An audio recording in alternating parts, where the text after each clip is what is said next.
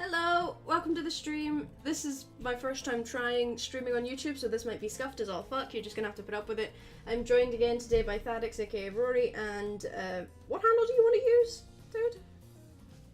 I'll just go with beta. That's fine. Okay, Beta, aka Bevan. And yeah, we're streaming Hooked on You because Dead by Daylight made a dating sim, and this is the funniest and most awful thing that has ever happened. And we're just gonna fucking go, I guess. Isn't this an April Fool's joke? Seriously. I don't know. I feel like it started as one. Well, before we get started, what shall we call you? Oh, fuck me. I hate everything. I can't have them saying my real name to me. That'll make it worse. I've played exactly one dating sim before. That's one more than I've played. Dream Daddy years ago, and it was actually quite good. I know a few people who've played Dream about Daddy and think it's amazing. It was pretty good. It was good fun. It was a laugh. It was So gay, this is which apparently was always nice. This is apparently made by the same people who did the KFC dating simulator. Oh no. So basically they specialize in cursed dating sims that should never have existed. Apparently. Cough, Yeah. cough, cough. You wake up on the beach soaking wet, salt water stinging the inside of your throat as if you'd nearly drowned. Water falls from your mouth as you open it to gasp for air. Nasty. You have no memory of how you got here. In fact, you can only remember your own name, but not where you came from, or a single fact about your life.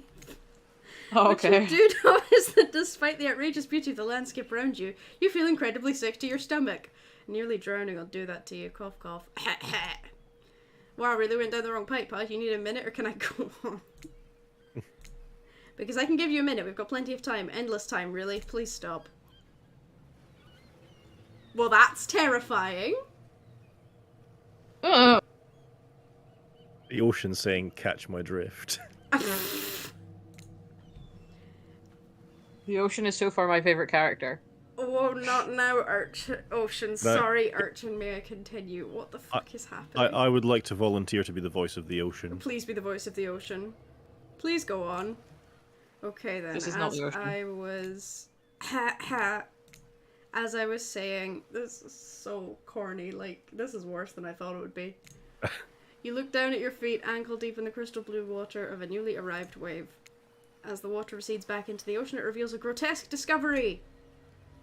Oh, that's nice! Grotesque. I'll give him that. A decomposing face stares up at you from beneath the sand. All you can do is vomit a stream of dark bile, bugs, worms, and other ick. I'm vomiting bugs?! Yep, you're vomiting bugs. This is off to a rip-roaring start. Questions race through your mind. Where are you? How did you get here? Who is behind this incredibly charming and well-spoken voice in your head? You are not charming. However, answers don't come easy. Your mind is completely blank. What will you do? Oh, I get to make a choice? What do I do, guys? Kind of the point Dig of up dating the sims, isn't it? face. I want to dig up the face. Dig up the face. Hello?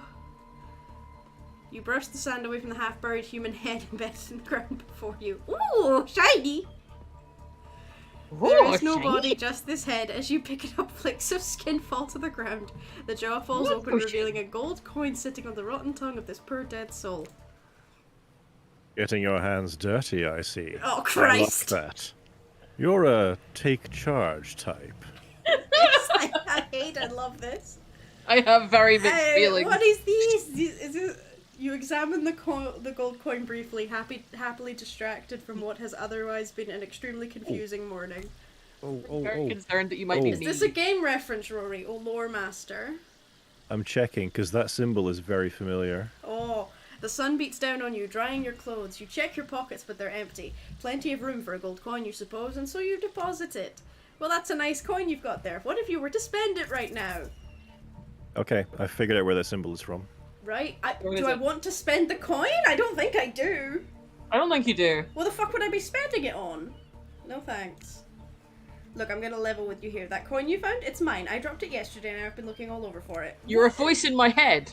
Dropped it into a dead person's mouth. Could you just give it back? No! Psh, be that way then.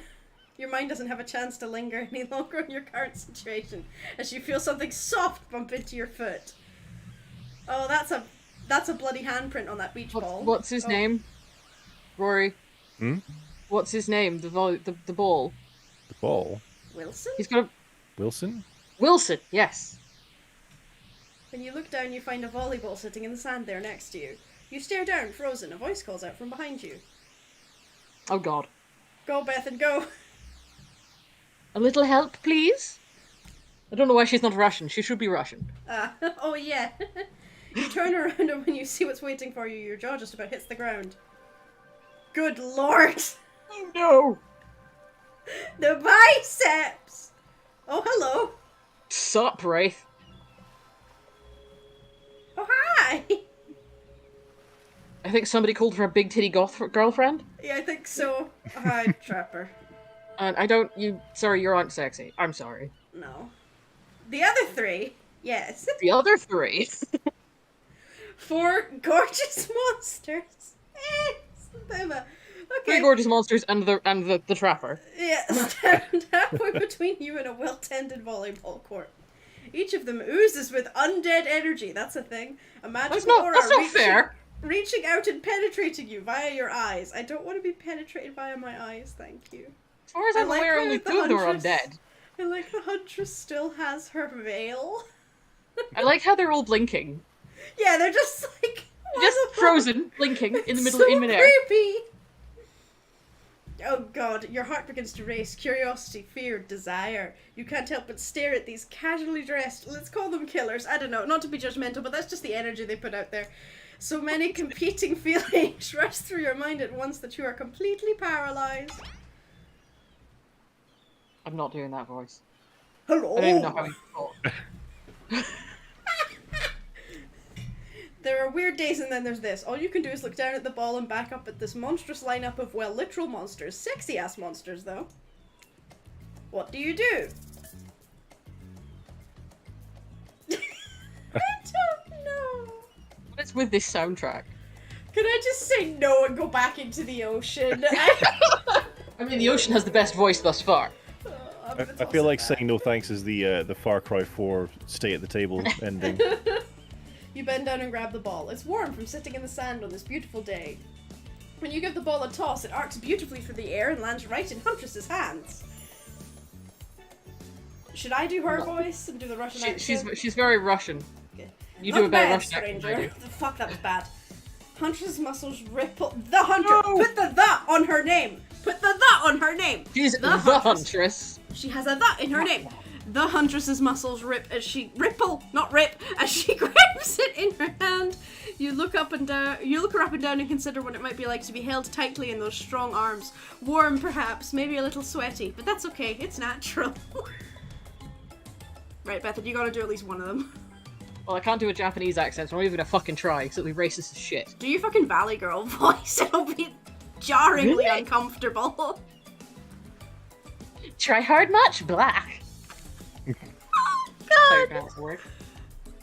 They're speaking directly to you, but you still can't bring yourself to reply. You're entranced.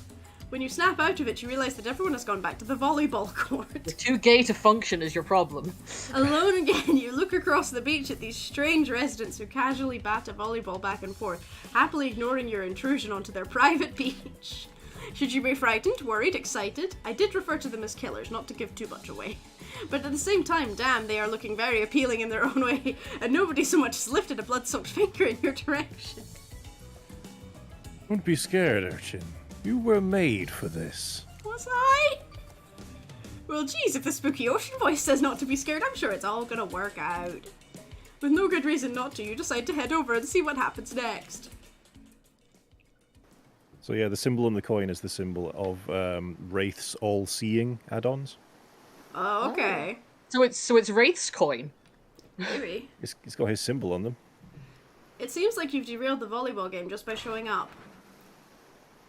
You derailed the game just by showing up, nitwit. What is this voice? We're going with it. But it seems accurate, though. And I guess you're also a nitwit. Yeah.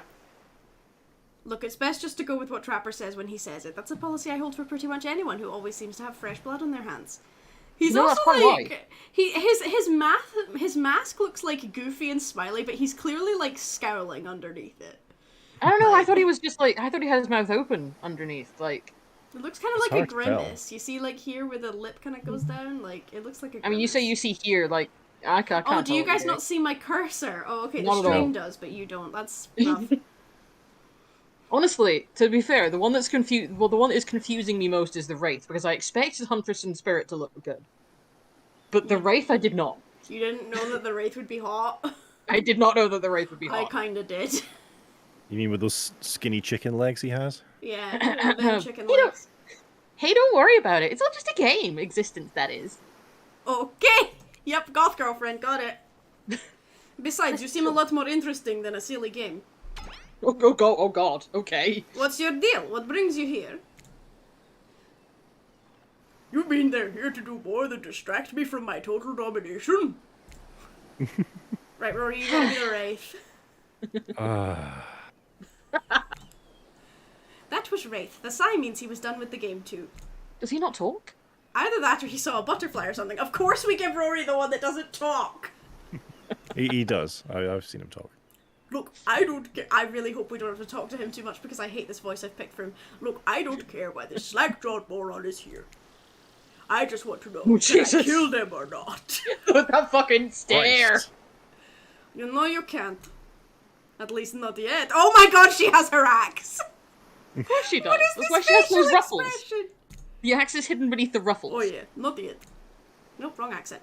Hey Urchin, you might want to, say something. Actually, never mind. There'll be plenty of time for that soon enough. Right now, this group has some questions for you. Oh no. But be warned, answer quickly and answer well. I swear This God, is if one of them time steps quiz. forwards and says who, pick the fairest, we're just going to die. Yeah, this is... Yeah, no, we can't win It's here. a timed quiz. And it will be very important later, apparently. We're not going to be able to help you pick if it's timed. Very important. Or not important in any way whatsoever. Probably that one I can't remember. I hate this voice in my head. I was going to say I quite like them. How attractive would you say you are? Average. I'm pretty average, I think. Just another face in the crowd, just another normal, meaningless life in an endless cycle. God. Right. All right, Edgelord. She's a goth girlfriend. I think you're quite cute myself, like a chipmunk or a grizzly bear. Madam. Right. If you could have any superpower, what would it be? Like, it's just too useful, you know? Technically, I suppose I can fly. Honestly, it's not all it's cracked up to be. As far as I go, I'm still not where I want to be. Oh god. What was your best subject in school? History.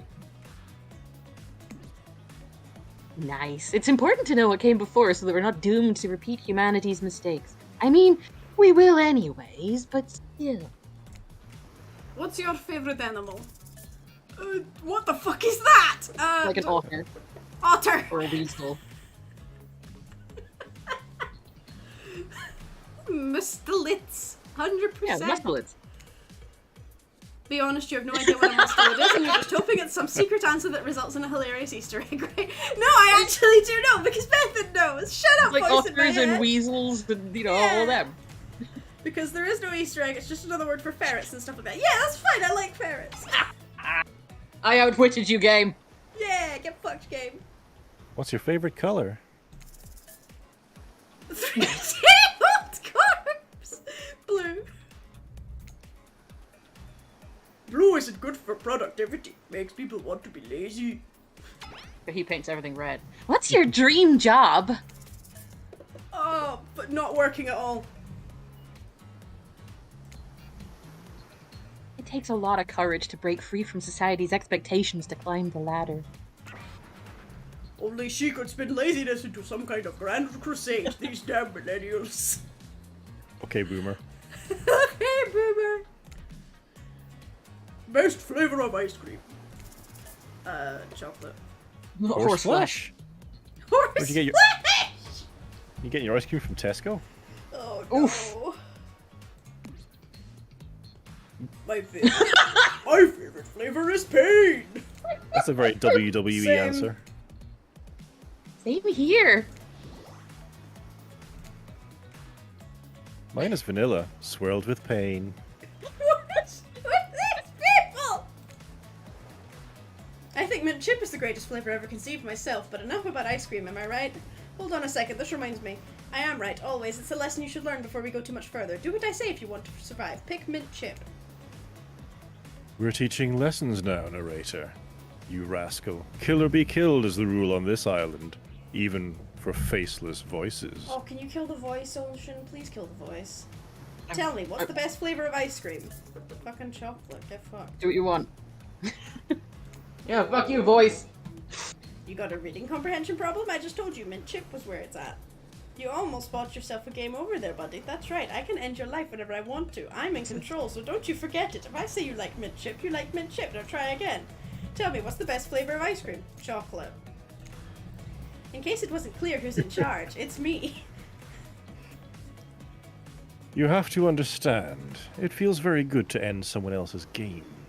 You should try it sometime. Oh my god! They actually ended the game! Now we have to know, did the ocean kill you or the voice in your head? I think the voice in my head killed me because I refused to say mint shit. I mean, fair. You Not fair at refused- all, but... You refuse to acquiesce to this minty Oh, tyranny. am I gonna have to click through the... Fine, fuck it. Right, let's go. Let's go. Fast clicking, fast clicking. Fast clicking. Average. Flight. History. Missed a lit. Yeah. What should be color? Blue. Dream job. Not working. Chocolate. Yep. Okay, fine. It's mint chip. So obedient. I think you're gonna do just fine. Yeah, definitely. This is not my second try at this. Anywho, now that they know so much about you, I'm sure the group wants you to start getting to know them. I'm Trevor. I pretty much run things around here. I'm the smartest, richest, strongest person on this whole island. I hate you. Also the worst killer in the actual game. Yeah, you're pathetic. I don't like losers. If you want to know what a loser is, say hello to Wraith. Okay? Hi, I'm Wraith. I'm nothing like everyone else. I like nice people and loathe big dumb idiots. Yep, just like everyone else. Hey, what's up? I'm Spirit. I don't like most things. I don't really hate most things either. It's not worth my time. But the things I do hate, I really hate, you know? Based on my personal observations, life is nothing but suffering. And society is a carefully calculated lie to keep everyone subservient to those in power. It's better to choose just not to take part. Oh god, I kind of love her but also hate her. Yep. Also, I feel like that doesn't fit her backstory in any way. No. Jesus, like she was downright murdered by society. She hates it so much. She was murdered by her dad. Not society.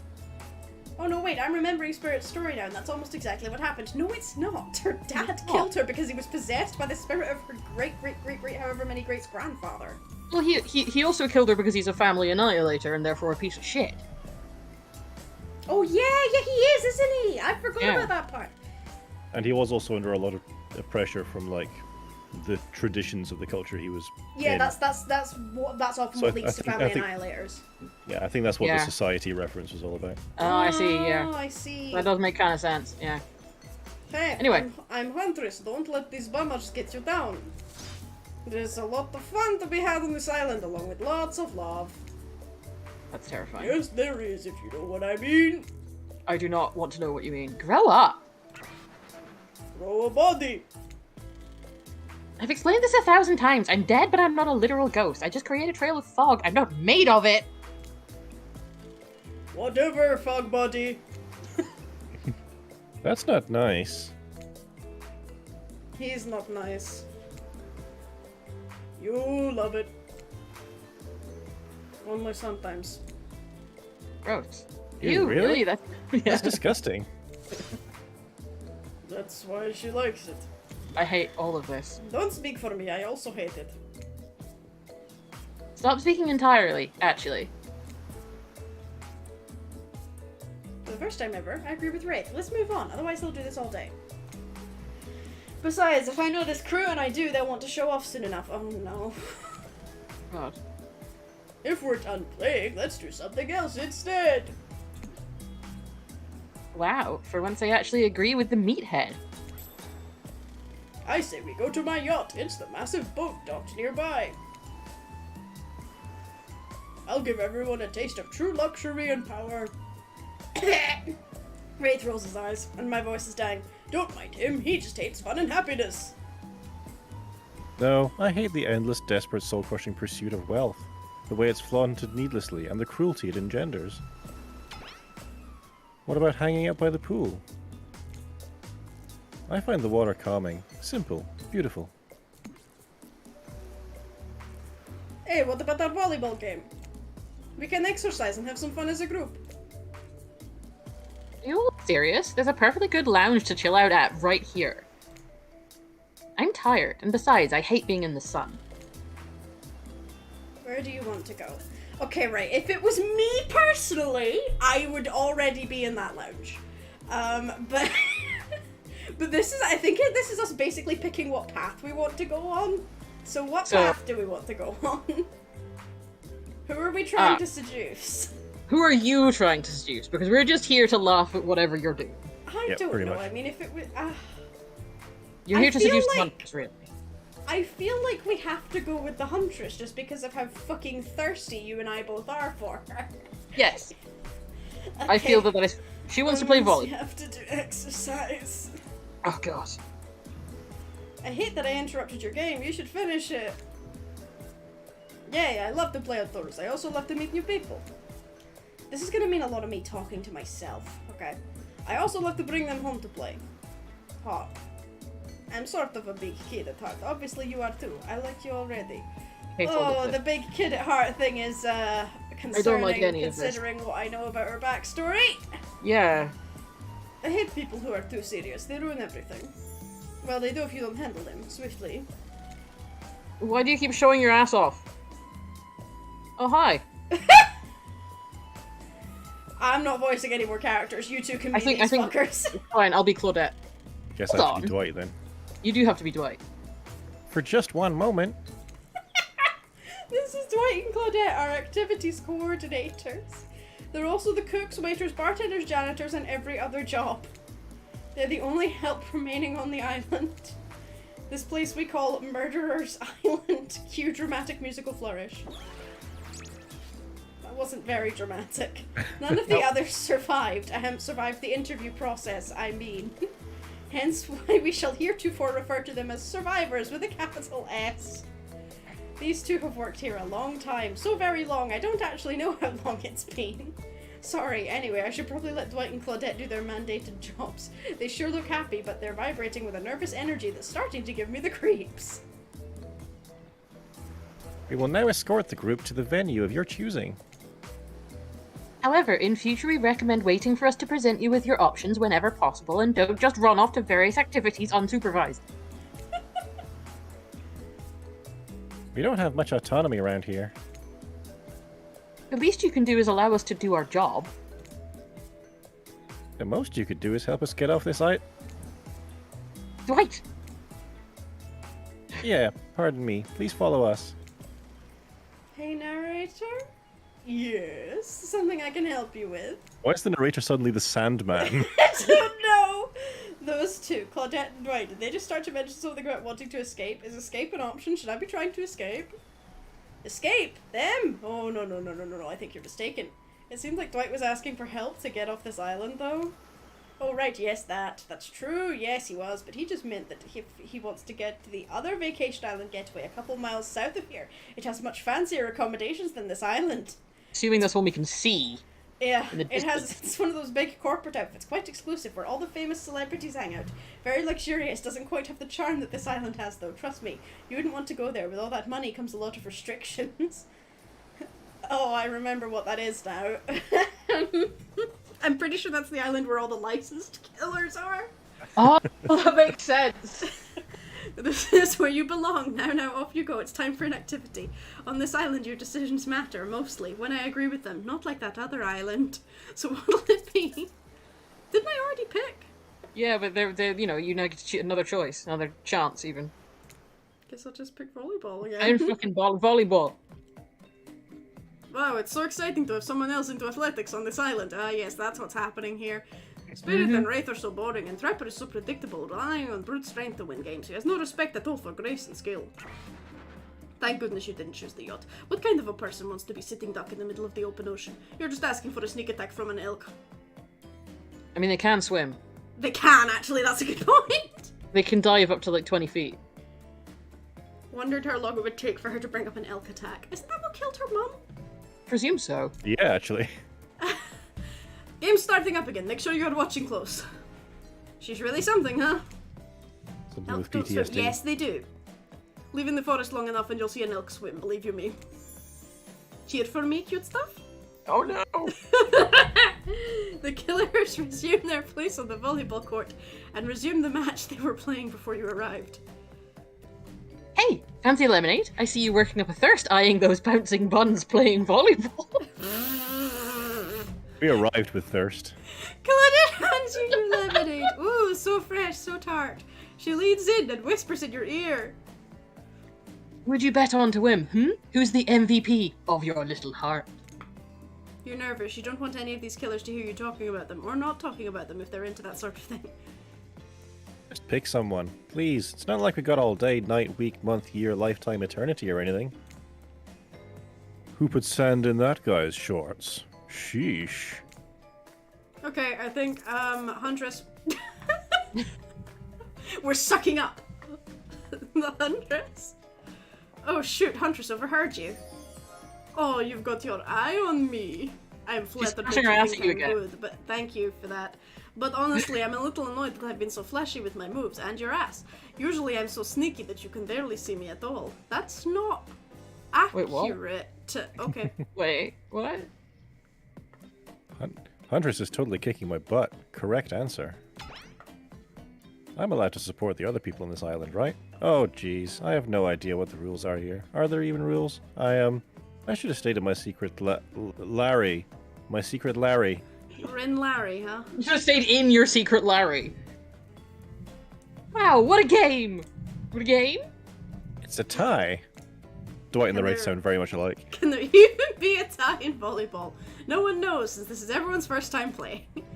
These killers don't usually have time for team sports in their busy schedule of brutally tearing survivors to shreds. Hey, is Claudette crying? Are you okay, Claudette?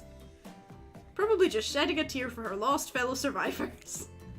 You know this resort had 4 employees when it opened. It's nothing! I'm totally fine! Whatever you say, boss! Who were the other original survivors? It was Meg, Dwight, Claudette, and... Jake. Jake, yes! So Jake and Meg are dead! Holy shit, if one of these two dies, the other one gets the hatch. Oh. The hatch will open somewhere on the island. Whatever you say, boss. Oh look, the killers have dispersed and are all cooling down in their own way. Oh no. Spirit is reading a novel. Trapper is stretching sensually in between chainsaw curls. What? Wraith is standing on the beach desperately hoping that the sand will swallow him up. I love him. And Andress is doing some target practice with her bloodied hatchet. We are all the Wraith right now. You feel a nudge. Dwight is looking at you expectantly. You should really make a move. Life is short. You could get snuffed out at any time of day. Carpe diem, carpe PM, carpe nowem. Go ahead, chat one of them up. Okay, so which killer has caught your eye, Huntress? You head over to the Huntress. After all, this whole sporty hangout thing was her idea. Might as well see how she's doing. You were really great out there. Where'd you learn to move like that? Whose moves? My moves? These moves? They're nothing. The Huntress blushes a bit from beneath her mask. It's cute on cute, if you ask me. Sometimes you gotta look past some bloodstains. Yeah, she does have the whole bunny mask thing going on. That's pretty cute, I guess. Tip for life, friends. Do not look past the bloodstains. Yeah, no, typically don't. They are frequently literal red flags. Run for their lives in my presence. I am no man. You really learn a lot about what the human body is capable of in those types of scenarios. Madam! I love the exercise in a way we're all running for our lives when we keep in shape. That's I guess terrifying. I've never thought of fitness that way. Maybe it's time to start. You never know who's coming for you through the brush as fast as they can, propelled forward by hunger, desperation, or just plain old boredom. Doesn't seem like boredom is going to be your problem surrounded by all these characters. Survival, on the other hand. You're going to need to compensate for your lack of a killer instinct. What's your style? Imagination. What I lack in fitness, I try to make up for in imagination. I like to make up little games for myself to play. My imagination is very vivid. I can imagine the two of us, panting, sweating, our clothes torn. What? I'm with you! Our hands gripping the sheer face Yep. of a cliff's rock as we climb. I knew there was gonna be a fucking. Not exactly where I twist. was going, but short. Up to a cavern entrance, a dark cave!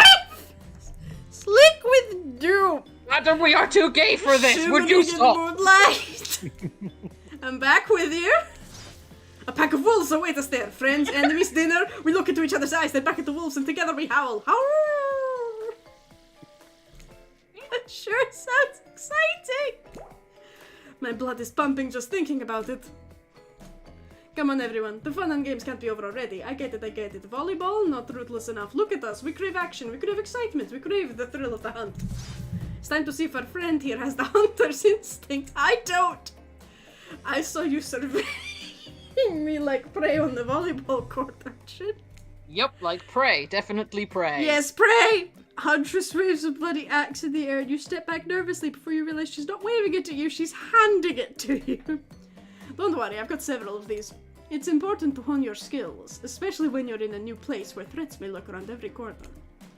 You need to make sure that you are the biggest threat of all. Just don't aim those things at me. You can't even see me. Mini games consist of 2 parts on top of Your favorite thing in all the world. Cuties, no! Okay, the pointer which rotates in a clockwise direction, and on the bottom a target you're going to be pointing at. Sometimes the target is immediately visible, sometimes it's hidden until the pointer arrives. Well, that Press makes the it more space difficult. bar to stop the pointer while over the target to win. Fail to land on the target and you will lose. To achieve a perfect success, land on the start of the target area, not the end. It's a fucking skill check. It's a skill check. It's a skill check. Yep. Okay, ready to play? Would you like me to repeat that? I'm ready. Ready. Away we go. Show them what you got. Fuck. Mm. You missed completely. Is that a miss? Not bad. No, you really hit it. You hit it. Oh, it was good. Perfect. Oh, it's so fast. Perfect. Somehow. Oh, I'm still in. Not bad. Oh. I'm impressed. A worthy opponent. I mean, could have been better, but who's keeping score? For the record, I am, and you got 6 points. Oh, that wasn't her. It was the That's narrator doing fine. Elvis impression. Cool, I guess. I like my stabbing to be a bit more up close and personal. Okay, creep. Somewhere a loud horn blows and the survivors snap into action. Time's up. You heard him. Get to the next activity. Flood that's a little on edge. But Yeah, it has just a a bit. binder. Seems like the next activity is mealtime. How quaint. Hold on a second. Yeah. Sorry, I thought I could hear like something weird in the background, but I think it might have just been me. Okay. You were expecting what? Capture the flag? Do you know how complicated it is to run a game like that? Much more so than sitting and talking. You Never arrive got at this game out on time. You arrive at the cookout area to find an assortment of picnic tables scattered around. What were you expecting? Some kind of grand hall with a huge banquet table? This ain't some prestigious fantasy epic like you'd find on cable. Dwight and Claudette usher you to your seat, but there's very limited seating directly around you. And oh, great, terrific, it seems that everyone wants to sit next to you. Even better is that they don't want to sit next to certain other people either. To start, no one wants to sit next to Trapper. Meanwhile, he refuses to sit next to Wraith or Trickster. Oh, the Trickster's here! Richter is here. No! Yep. Oh, Oh, no! Oh yeah, Trickster is here. Surprised? Yeah, well, they don't call him Expectster? I'm sorry, even I get nervous around crowds of killers, and my whole shtick gets a little flustered. Narrator is gay. Someone's gonna have to voice him. It's not gonna be me. Where's Wookiee Lover? Where's Wookie? I mean, I'll do it if no one else wants to. But No one else is well- gonna do it! Hey there. You're looking good, Urchin. Real good. I am deeply uncomfortable. And we literally can't let Huntress and Trapper sit together, okay? No, seriously, their arms are too big. They can't fit at the table if they sit side by side. Look at this, we can't even fit everyone on screen at the same time. You probably think this was an error, but it's not. It was completely intentional. Let that be a lesson to you. Every error you think you see is a choice. Got that? How long did it take them to make this game? Okay, Like a Twine week? Claude directing traffic. You sit on one side, the rest of them will sit opposite you. Huntress and Trapper can sit at the ends with their enormous sexy arms. Now that everyone is seated, we can begin dinner. Tonight's meal was prepared slowly and carefully with both love and... why am I reading Claudette's lines? I know you took both of our jobs. Yeah. Tonight's meal was prepared slowly and carefully with both love and hate for 12 hours over a spit. We hope you all enjoy. We really, really hope you do. Might as well take a mouthful of chocolate. Hey! You didn't actually tell us what you're serving. What are we eating? It's meat.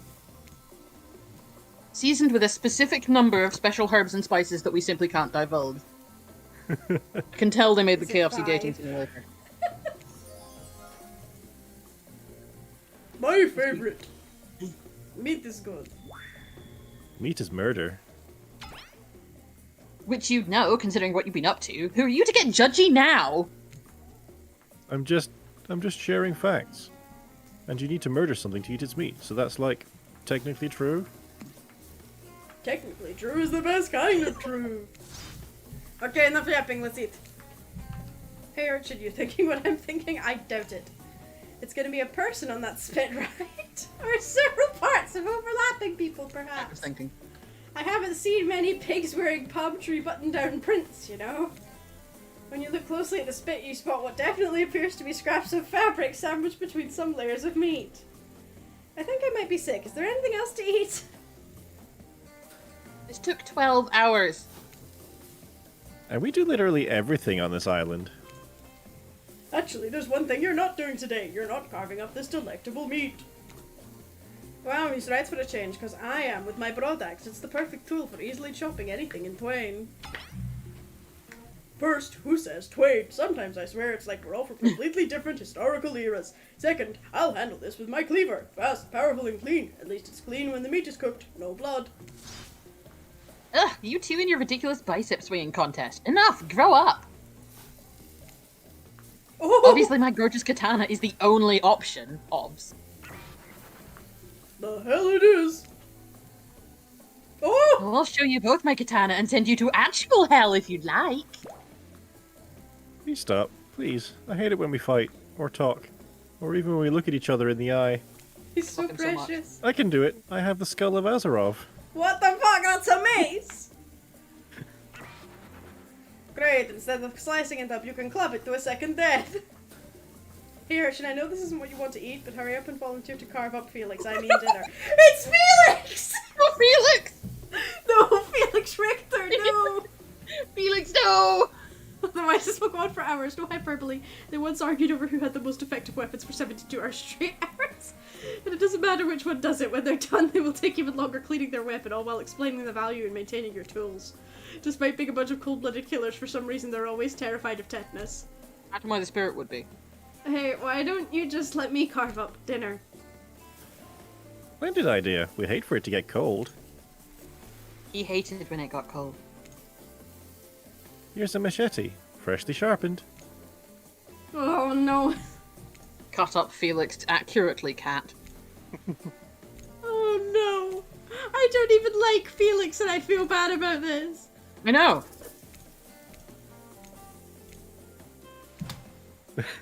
Num num num. Somehow perfect. They're quite forgiving. Nice.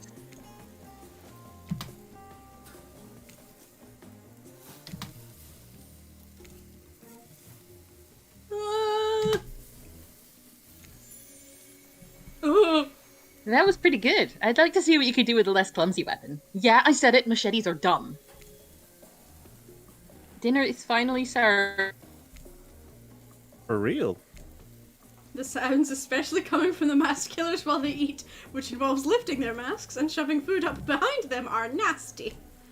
Spirit, meanwhile, doesn't even eat. She's the only one who seems to be really embracing being dead. They're all dead, right? This is obviously hell, I mean... Come on. We're still trying to be mysterious here. You think mystery comes easy? Claudette and Dwight aren't the only ones who have been working their asses off to make this night perfect. Why is the Sorry, ocean here? Don't know.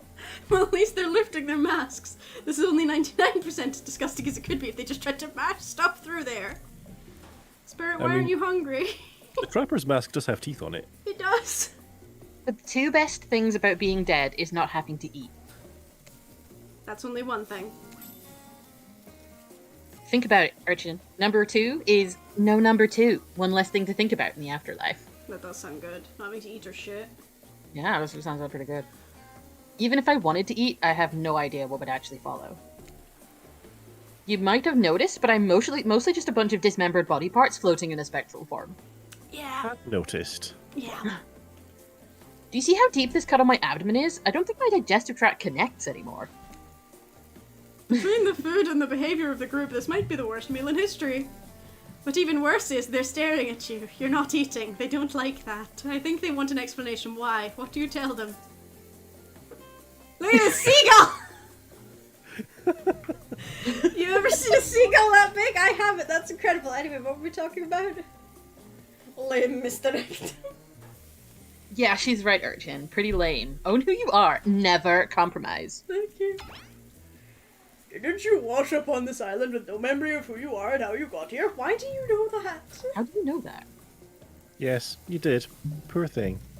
How do they all know that? You have no idea the last time you ate a real meal and you've been standing in the sun. The seagull! Uh-oh, he just made a lot of good points. I swear. You're beginning to feel lightheaded. It waved at me. Maybe you need to eat to survive here. Either that or someone poisoned you. No, wait, you haven't eaten, so you can't be poisoned. Whatever the answer, you're clearly about to pass out. Oh hey, it's me again. Hi. Your friend, mentor, and guide. Narrator to the narrator. The ocean. Not sure how I feel about that characterization, but I'll allow it. I brought you here, and I might be the only one who can help you now. There's only one thing you must do to survive. You have to figure out why you're really here. No one can tell you. Not unless you follow the right path. Or at least, a right path. There's too many of those to count. Hopefully you pick at least one of them. Because there are even more wrong paths. Many of them lead to your demise. Others lead to something even worse. Starting scene's over and having to fast forward back to where you were, am I right? For this place holds many secrets, even from itself. But the one that truly matters can only be learned if you answer the most important question. Why are you here? I'm assuming it's because this is horny jail. Why are you here? I've been horny jail! Answer that, and you'll learn the truth. Listen, the only people who are playing The it ultimate truth. are the ones who need to go to horny jail. Sorry. Yeah. Vague, mysterious. I gotta give it up to this ocean character. That's some quality early game storytelling. Hold on, I'm back. One more piece of advice. You've made many choices by now. Some of them I liked, some of them I did not. It's in your best interest to make more choices that I like. What does the ocean like?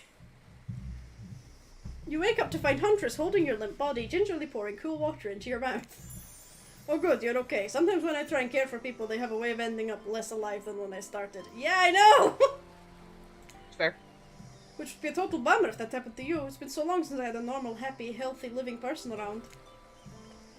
Usually I'm just falling into the same old routine of smashing everyone's heads open with a hatchet before I really get to know who they are as a person. But you're not nearly as scary or too busy writhing in pain to see me for me. You feel nervous in her arms, not just because they're maybe crushing you a little bit, but because she's beautiful. Yes, beautiful, but I was just gonna narrate that fact, not, say it out loud as a single word like some creep. Beautiful mask, your bunny mask, it's quite gorgeous. Nice recovery, but now that you're awake and talking, you gotta keep this up. Did you make it yourself? This whole scene is gonna be me talking to myself. I hate it. Did you make it yourself? You're the first person to ever ask me that. Yes, I did. You seem so quirky and cool. You could do anything. Own an Etsy store. Be a doctor. Why is it that you kill people? The Huntress sighs. You can practically see the memories flickering across her eyes, but she hasn't tried to kill you yet, so that's a good sign. It's all I was ever taught to do as a young girl, so I thought it was right. Even through the mask, you can see that the Huntress is blushing a bit. It seems like your line of questioning has made her a little nervous. Hey, you didn't eat much at dinner, what a snack? Yes. She offers you some jerky. Probably human jerky, but her spice game is on point because it smells pretty damn good. Yeah, fuck it. When on Murderous Island, you might as well eat as the killers do. Plus, you really are hungry, and you can chow down on jerky, essentially, right? No. No. I'd love some. After a moment of quiet chewing on what you choose to believe is not human thigh meat, you decide to be bold and ask another question. Have you ever been in a relationship before? Dang, you're really going there? You do not play around, Urchin. I don't have any control over what I'm saying. The Huntress takes a moment to think deeply before answering. I must say it's quite amusing to see this hulking bombshell get all twisted with these personal questions. There was this one deer that looked at me quite provocatively in a clearing once, but that doesn't count, does it? You hear the faintest giggles bubble out from behind Huntress's mask. Haha, you're so cute, Huntress. No, it doesn't count. Whoa, what's this? You found something in the sand. Huntress reached down to pick it up. It's a hair clip, probably left by some little girl who was playing on the beach long ago, who is definitely still alive and not at all dead. The Huntress closes the bag of jerky with the hair clip. Seems like she's a little mixed up on how exactly this particular item works. Well, that's quite clever. Should you go with the flow or show off some of your knowledge of advanced humaning? What do I do? I mean, we both said, like, it was very practical to use the hair clip to close the bag, so I say go with the flow. Yeah. I should go with the flow. Just, don't mention it. The Huntress is admittedly a little scary. Might be best not to correct her at this moment. What if she gets upset? She could probably kill you with nothing more than this very clip itself, wielded as a blade in her nimble fingers. It's like she'd need that. Yeah, thanks. Would she even need the clip? Certainly her bare hands are enough to get the job done. You take a gulp thinking about just how fragile your puny little neck is. Also, between the fainting human jerky and the probably dead girl's hair clip, you're feeling ready to get back to the group and have a lie down. Good thinking. Wouldn't want that jerky to dry out. I hate to break this to you, but never mind. Just as things are really heating up, you hear a flurry of footsteps behind you, and quickly spin around, ready to fend off whatever new danger has popped up on this strange island. Only to find that it's Dwight and Claudette, sprinting across the beach, clipboards in hand, in which they're waving in the air above their heads. It's very important that we stick to the itinerary. And attend each event as scheduled. Playing sick for cute flirt points was not part of this evening's activities. That's strictly slotted in for after campfire story time. At this rate, we'll be late. Playing sick? No, I was... No time for excuses. Well, there is, but that's scheduled in for what comes after the flirt. I'm sorry. Go, go, go! This is really something. This is ridiculous. Once everyone has gathered at the fire pit, Dwight and Claudette quickly make an announcement. We're not going to blame anyone in particular. But someone, and we're not going to say who, so don't worry, you, hasn't been sticking to the schedule. That means that we're behind on time for evening activities. And we'll only have time for one person to share their special spooky nighttime story. Just one story? The story time is my favorite activity. This is a narrative-heavy experience.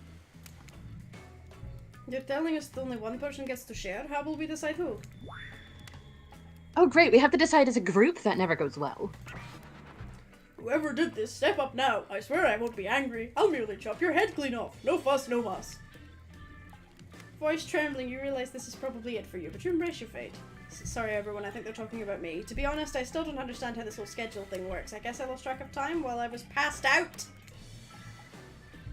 Been there before. Even though it's taking some of the pressure off of me, which is an absolute dream come true, is it really fair to pick on the newbie? Seriously, has anything here ever happened on a schedule, even once?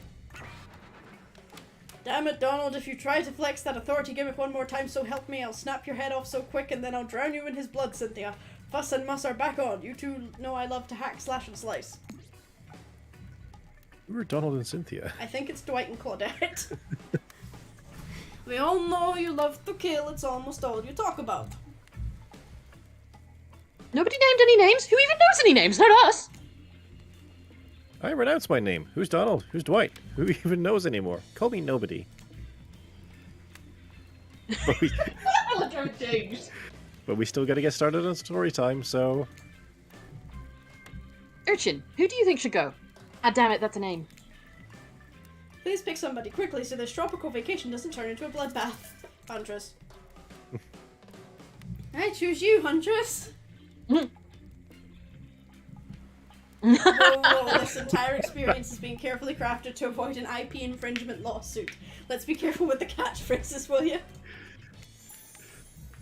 Huntress steps up to tell her story. The campfire flickers in her faraway eyes. There is a village outside the deep and ominous redwoods. No child dares step foot past the threshold of thick trees and brush that separated safety from the unknown. Grown men that ventured in would often never return, and the sounds that echoed out into the village were something inhuman. The women of the town told the story to the young children, hoping that it would be enough to dissuade them from curious exploration beyond the boundaries of the village. They told of a creature that lurks in the woods, half woman, half beast, singing like a siren, haunting, beautiful, her voice the last relic of her humanity. It lulls all who hear her into her domain, and no precocious child, not fierce soldier can escape once you are in her clutches. Those who've seen her say she wears a mask of hair stained with the blood of so many poor souls. The hatchet she wields has been brought down brutally on the skull of many an unsuspecting hunter. The nightmare doesn't end there, for what's a hungry beast to do in the frigid winters with nothing but hunter meat to live off of? It is said that the huntress, as the villagers called her, couldn't bring herself to kill the young girls she came across in the forest. Instead, they'd suffer an even worse fate. Longing for a child of her own, she'd bring them back to her secluded cabin to keep them safe. She'd wrap a tight cord of rope around their necks and affix them to the wall. That way they'd be warm. That way they'd be out of harm's way. She's crying now.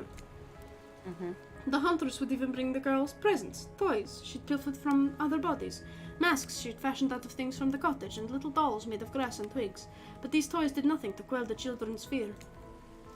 Within days, the girls would waste away from starvation and dehydration. For all her good intentions, the huntress had never learned how to care for a human child. You see a tear creep down from underneath Huntress's mask. Suddenly, the most beautiful singing voice you've ever heard fills the air. I'm not singing. Yeah, that's fair. There's a brief moment of silence, and you feel the need to contribute to this stirring moment. Yeah, I have no idea. I would imagine that joining in singing was the only thing here that's not going to insult her. The huntress can't believe you know this song. You share an intimate glance across the campfire. Eh! I didn't expect that to go as well as it did. Song, song, song. The song ends, and you are both met with silence around the campfire. I love that song. Bayu Bayushka, the old Soviet lullaby, right? It is the song that my mother used to sing to me before bed every night. But now I must go. The memories, they are so much. On that note, everyone decides it's time to take a break and split up for a little bit so that they can all have a moment alone before bed. Everyone leaves and you're alone by the fire. The only thing you hear is the ocean slowly lapping against the shore. This is nice. A true moment of peace and tranquility that lasts for all of 7 seconds because Trickster showed up and he's blaring his latest song. Hey baby, you look lonely. Mind if I join you? Yes, I mind very much. He doesn't wait for an answer. Of course he doesn't. I know you've been hearing from these guppies all day, but I want you to hear something from a big fish like me. Something special those in charge of this island don't want you to hear. Okay. I am the ultimate catch on this island, the only lobster in an ocean of sardines. No one can give you what I can. You just have to find me. Come find me, baby. Trickster leaves. You're a bit confused about what to make of his cryptic clues, but you aren't going to get any time to yourself to think about them just yet. I feel dirty. Yep, the huntress approaches you. Of course you like my story. Who wouldn't? It has everything. Cute kids, dead men, a huntress. I find that all stories are better with the sound of a burning fire filling the air around you. All the smoke, however, I could do without. I'd rather eat barbecue than smell like it. Let's rinse off all that campfire with a dip in the hot tub, shall we? Fuck yes. Dipping in hot tubs with the huntress? You've come a long way in a single day. I'm not saying you shouldn't follow her. An offer like that. Just don't forget our little talk. I don't see the relevance, Ocean! I'm really struggling not to make any Yu-Gi-Oh! Bridge jokes right now. Oh no! You and your storyteller friend slip into the water. It's just the right temperature for an evening dip. Plus, if some jealous shark comes along and manages to jump from the ocean into the pool, you're also pretty sure your killer companion could handle it. Before you run off, I wanted to make something clear. You know that the half-woman, half-beast I was talking about in my story? That's me. I'm her. I'm shocked. What? Yeah, I got that. Figured it out pretty quickly, actually. Oh, well, I just wanted you to know, in case you thought... You see, I was doing a thing where I tell a story in third person, but it turns out the story is about me. Why is she leering? Huntress's eyes leer at you from behind her mask. She's had her time in the spotlight to display coy now. No! You chuckle awkwardly at the Huntress's statement of the obvious. Why are you laughing? I can't help but giggle when I'm both about to die and also maybe falling in love. You can't believe how awkward this intimidating woman seems right now. It's actually pretty endearing. You know, why am I in Russian accent? You notice the temperature dropped significantly despite your steamy company. It's a little chilly and your bare shoulders must be freezing. Let's head back to the fire and put me to bed, eh? Jesus Christ. Oh, the cockpocks are here. Whatever smooth moves were about to unveil themselves. But it's time for bed. Usually nighttime is when I do my best hunting. But after a day like today, even I'm pretty tuckered out. Will I see you tomorrow, Urchin? Only if I don't see you first! You make a cute little bow hunting motion. Huntress catches the imaginary arrow you shoot in her teeth and then bites down hard at snapping it in half. At least you think that's what she's doing. It's kind of hard to tell. Good night, my little snack. I'm sure that wasn't a reference to actually eating you. Mark me down as scared and horny. Yep, that's kind of what I was getting. You head over to the campfire. The heat is comforting on this chilly night. Looking into the crackling embers, you think about Huntress's story of the half-human beast that abducted all those innocent children and the attempt to save them that led to their doom. Are you a mistaken prisoner here on this island? Is this your salvation, or will it be your demise? Before you can dwell too much on your fate, Claudette and Dwight arrived, their now familiar creepy smiles stretching from ear to ear. It's a bit menacing to see a smile like that lit by firelight. We must apologize for the accommodations. We weren't prepared for another guest, but we're gonna make you comfortable, or die trying. They hand over a pillow and blanket and welcome you to snuggle up by the fire. Perhaps some music will put you at ease. Just try to keep the volume to a minimum. Our other guests aren't the types you'll want to rob of their beauty sleep. Minigames, Kazir, I know! You don't need to tell me every time! As you relax and look into the fire, the radio begins to fuzz and flicker. You examine it and decide that you might adjust the dial and fix it. What? What's the right answer? I don't know. Just... Let's see what's on this station. Oh, that's the Legion's menu music. Oh, is it? No matter how many things you listen to, you still can't sleep. You decide to ask one of the killers to spend a little more time with you until you're sleepier. Who would you like to summon to your side as you lay by the fire, Huntress? Huntress. Huntress, are you around? I was wondering if I could get a little company.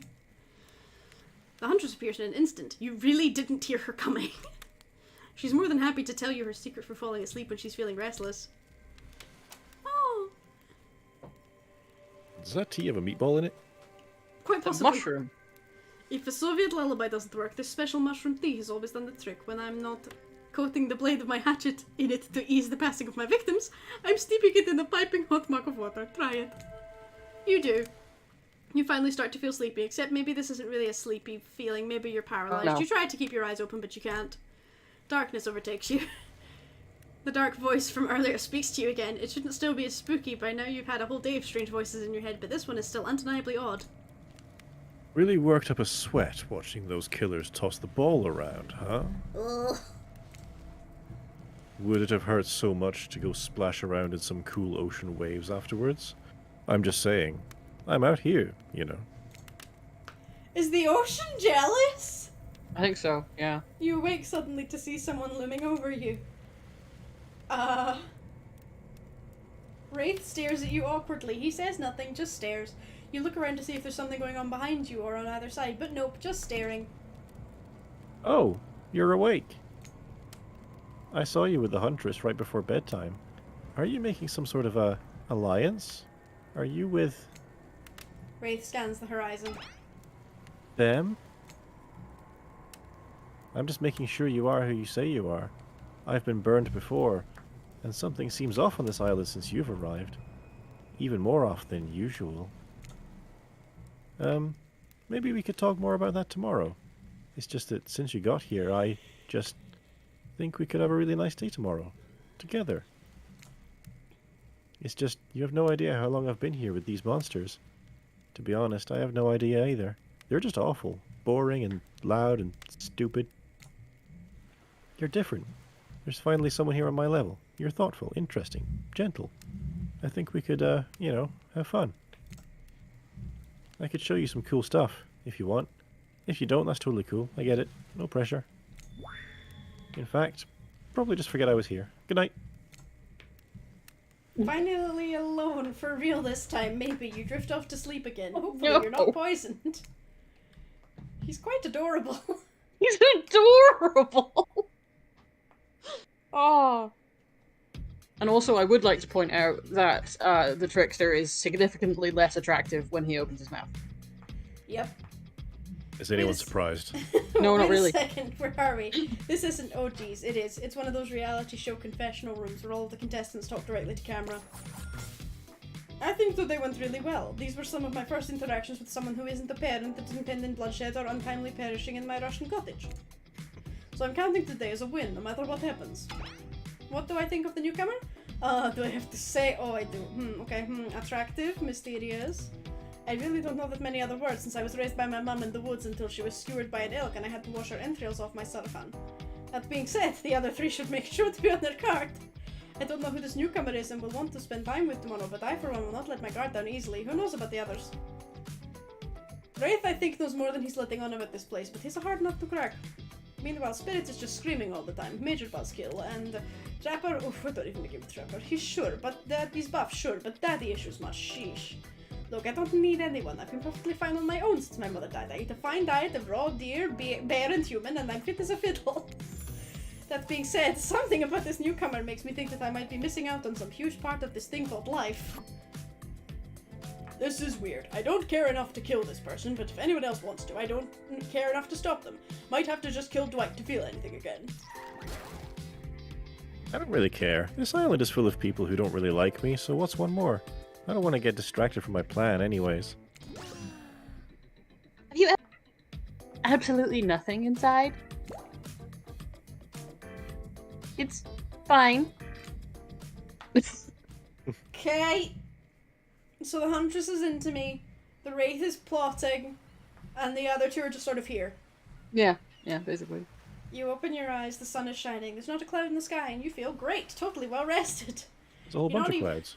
You're not even suspicious of the fact that you fell asleep by the campfire but woke up several yards down the beach. Wait, are you on vacation? Was yesterday nothing more than a strange dream? No, not a dream. You really are here for another day. Why? I have no idea. You're obviously a weirdo. Speaking of weirdos, I see the rest of the gang is hanging out on the beach. This is definitely not a dream. I wouldn't rule out a nightmare yet, though. At least they make for a sexy bunch, no? And talk about sexy, here comes Trickster carrying coffee. Morning, beautiful. I thought you might like this nice cup of joe to start this incredible day off right. Sir, even I am not attracted to you, and I'm usually a massive simp for you, so just stop.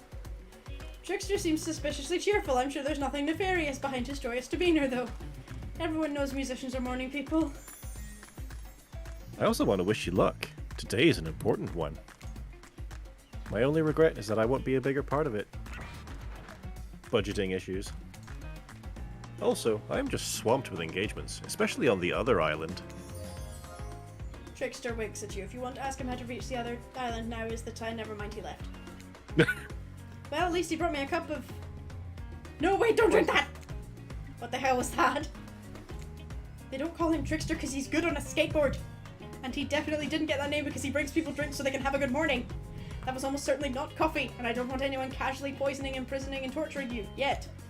This is supposed to be a tropical paradise, the type of place that you give a 5 out of 5, a 10 out of 10, 2 thumbs up a review to, not an eternal prison of pain. And please make sure to leave a review, it really helps with the algorithms. Just trust me, I'm looking out for you, so can we please move on? Hey, wait a second. How did a possibly omniscient, possibly unreliable narrator physically just knock that coffee out of your hand? That's what I was wondering. This is not Parliament, and the floor does not recognize the ocean to speak out of turn at this moment. I need no recognition, for I am the ocean. I dominate the land. I submerge those who defy me, and become their watery grave. Actually, speaking of graves, I would like to say something. Something of grave importance. God damn it. Fine, go ahead. Even if this place is an eternal prison of pain, and I'm not saying it is, even a place of extreme horror can still receive a 5 out of 5, 10 out of 10 thumbs up review, if it was crafted with love and or that's the type of thing you're into. You know, the ocean is right. A lot of hard work goes into a place like this. You should really judge it on the artist's intent, and whenever possible, start from the mindset of giving them the benefit of the doubt. What? This is my least favourite bit. I think they're trying to say, you know, I think they're just sitting there being like, we know that this game is not exactly, you know, like the other ones, but please tell everyone it's good. Are you two trying to sell me on this place actually being good? You don't have to say it like that, especially after I saved you from that poorly made cup of coffee.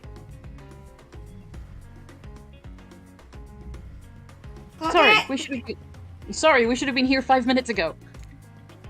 They always do this on the second morning. Sad, really. Even if they do make some great points. Sure, they make great points. I agree. Can we please move on? Yes, of course. Apologies, Urchin. The last few minutes aside, have you been enjoying your time here on the island? Yes, I'm not suspicious. There's no option.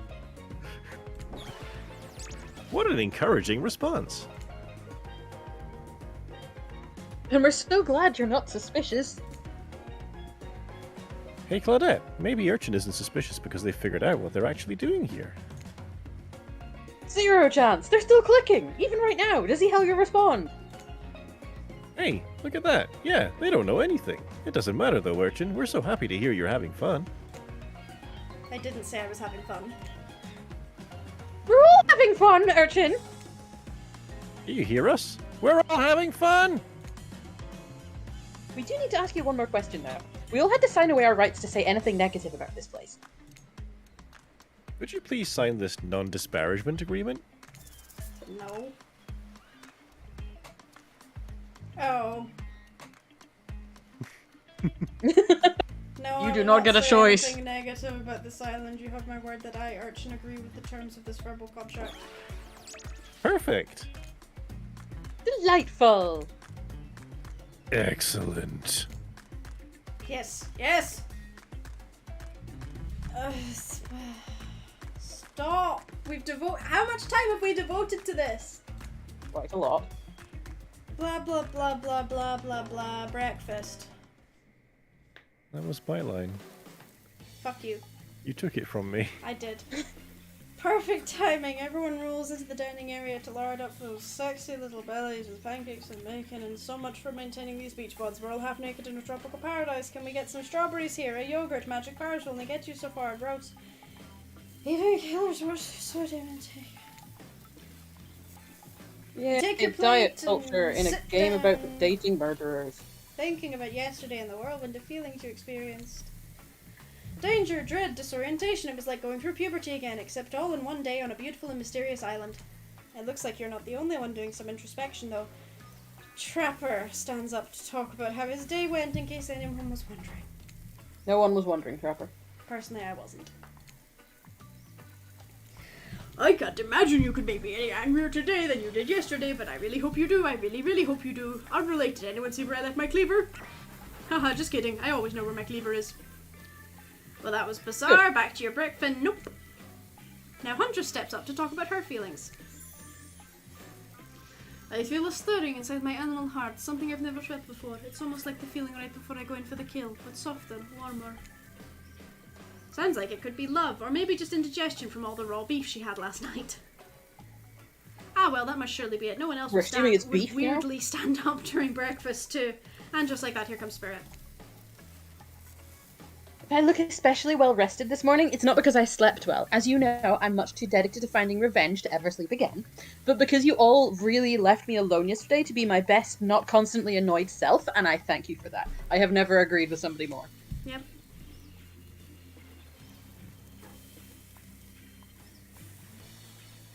Nothing. Evan. I can't, everything's frozen, I can't see anything. Oh no! Yes, I was really hoping she didn't have any more lines. The courage to speak in front of a group. Ah, perfect. There he is. Take us home, Wraith. I'm glad the introduction of Urchin to our island paradise, and yeah, that was in quotations, didn't distract me from my normal routine, ignoring all of you, and vice versa. This place is an eternal prison of suspicion and suffering, and no one cares. I'm still the only one asking any questions. I'm asking a question too. It's when will Wraith shut up? And now they're all looking at you expectantly. Wait, are you supposed to stand up and explain how yesterday made you feel? I think I need to process everything by myself. I'll see you all soon. Damn, what a power play. Keep on wanting more. You're getting good at this game. Sexy, true-to-life experience. Shame you didn't get to eat any breakfast, but so be it.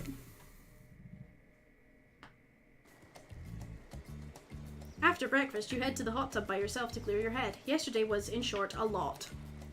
Before you get there, though, something catches your attention. You hear that? Who are you addressing? Me? Well, yeah, I guess. That is okay, you know, right? You know, I might be pursuing a relationship with one of these 4 fine killers, but it feels like the person I'm getting to know the most is you, narrator. It's only okay in so much as it serves to illustrate that you've lost your mind, seeing as how I'm not real and all. Yeah, I heard it this time. I think it's coming from behind the pool shed. No, stick it in there. A little more. A little more. Oh yeah, that's it, yes. I am deeply unhappy. I'm very upset. How does that feel? Intense. I'm also upset that I have to join in with this. Nice. Yeah, that feels right. This is uncomfortable. You're telling fucking us. Now I want you to take that and put it right. Yeah, you know what I'm talking about. Just like that? Exactly like that. I refuse to give this any sexual tone. Yep. It's doing I it by swear itself. I had no idea these two even do whatever it is they're doing. I'm afraid to look. Please say something so they know you're close by and can hear everything. Oh wow, look at this super cool bottle of Trickster brand suntan lotion someone left on a chair. Anyone know where I can buy some? Damn it! Oh, come on, a little privacy, please? Dwight is panting and Claudette has a crazed look in her eyes. Sorry, I didn't know how else to let you know I was here and that I could hear you, well, you know. Know what? What do you think we were doing? You were doing... I don't know exactly what you're doing, but it sounded like, fun? You think 2 people trying to find new ways to kill each other in a desperate search to make their own death permanent is fun? What? This took a dark turn. Oops. We get 5 minutes to ourselves every day, and we spend it hoping if we stab each other in just the right spot, we won't get resurrected. I don't like this. I've come to believe that the key is finding the exact place we need to bleed out from, and I believe that place is in our appendix. Why else would it be there? Makes sense to me? Did you actually think we were me and him? Dwight? Ah. That's how she laughs now. You don't have to laugh that hard. They get it. I like Dwight's booty shorts. She's still just laughing her ass off. The idea of sleeping with Dwight. My life is a nightmare, and yet somehow it's never been worse than right now. It's fine, you're both gay. Let's go, lover boy. I noted all our entry wounds, and our 5 minutes is up anyway. Good luck, Urchin. You're gonna need it. And hey, if you figure out how to escape this island, please make sure your ghost tells us how. That was both a tragedy and a comedy. A cragmedy. Shut up, I like it. Anyway, where were we? Oh yeah. You're heading to the hot tub by yourself to clear your head. Yesterday was, in short, a lot. So far today has been exhausting too. But you're dedicated to achieving a true, centered sense of calm. No drama, no bullshit, just soaking up in a sun-heated pool. Today you're on a date with you. Oh, I like that. I want to be on a date with me. So the ocean is a narcissist, noted. God damn it, Ocean. Who would make the first move? And aside from that disturbing thought, it's all going to plan until a shadow blocks your precious sun. Spiky tipped like a palm tree is bending over to screw with you. But it's no tree at all. It's... Hey, babe. Oh, dear. Breakfast was weird, huh? Everyone just getting up and announcing how they're feeling. Actually, What's was that quite about? Some forced kind of check-in with the group? I don't like it. Fishy. Kinda lazy. Do you know what else is lazy? How much they're wink wink nudge nudge breaking the fourth wall. Yeah. It's too much and it's getting tiresome. It was funny to begin with. It's getting Yeah. old. Whatever, though. Breakfast is dumb. No one should eat before noon. Or after 4 p.m. A man after my own heart. Yeah, I do intermittent fasting. You see my abs, by the way? Your head's entirely wrong proportion for your body, sir. Maybe you can see them later at my private stage on the other island. You know, IP Island, where all the Hollywood celebs hang out. If you play your cards right. Yeah, no, weirdly, I don't want to go over there. You have Freddy Krueger over there.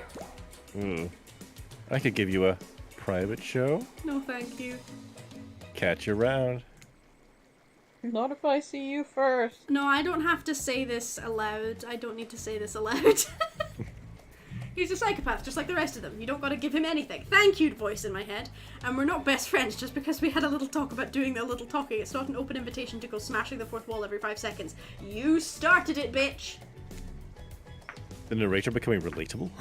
Okay, now that the guy is gone and we've got some ground rules established that we're definitely going to abide by, it's time to lay back, take some deep breaths, slow, and nope, another shadow. These people will not leave you alone.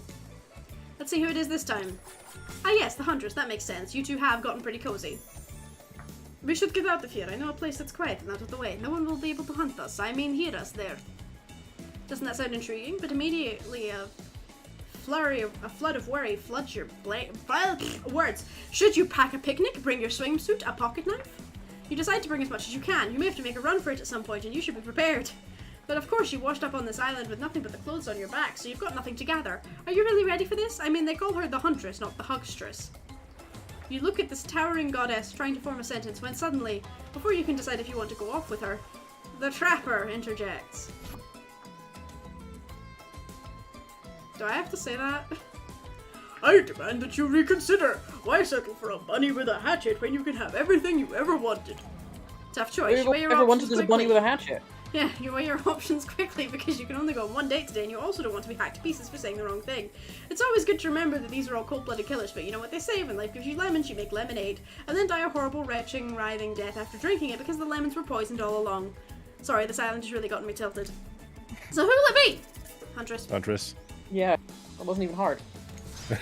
Whee! I'm assuming that if she likes me enough, she will fight the Trapper for me. You and the Huntress make your way to the secluded beach house. Your heart thrums in your chest. Don't look it up. Thrums is a real word, I swear. Are these snurrs of excitement or terror? Isn't it fun to mix the sexy and the horrifying? Huntress is quiet as a mouse as she guides you through the island forest. You struggle to keep up with her. She moves like a jungle cat, all muscles and silent leaps across thorny brush. She halts suddenly and you crash into her, having been desperately trying to keep up. You follow her gaze and realize that you've arrived. Cabin in the woods, obligatory in nearly all horror films and stories, and you've come here willingly with a fearsome killer. Great job. The cabin is cozy, but something seems off about it. You can't quite put your finger on what it is. The Huntress stares at you through her bunny mask. It's a hare! She established in her story that it's a hare! The hair!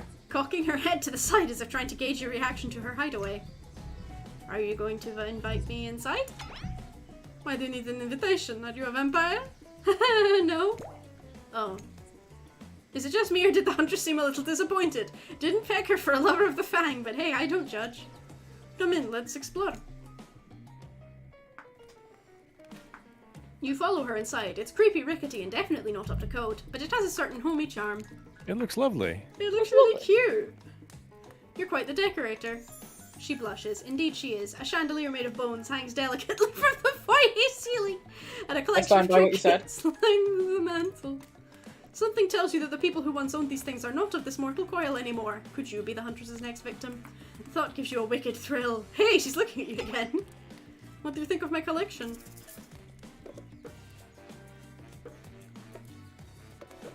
All of these are rude! There isn't just an option to be like, hot damn, this is amazing. Yeah, like, I like it. It's... I think the game is assuming that we're somewhat sane. Ah! Why would it assume that? What do I say? We're playing this game and it assumes we're sane. There's a problem right there. I don't know which one. I maybe go with the middle one, I think. bongos. The whole place is quite tactile. There's so much to look at. The organized chaos makes me want to craft things with my hands. Okay, she liked that. I knew you'd like it, Tia. You have the eye of someone who appreciates fine, stolen things. Oh yes, very much so.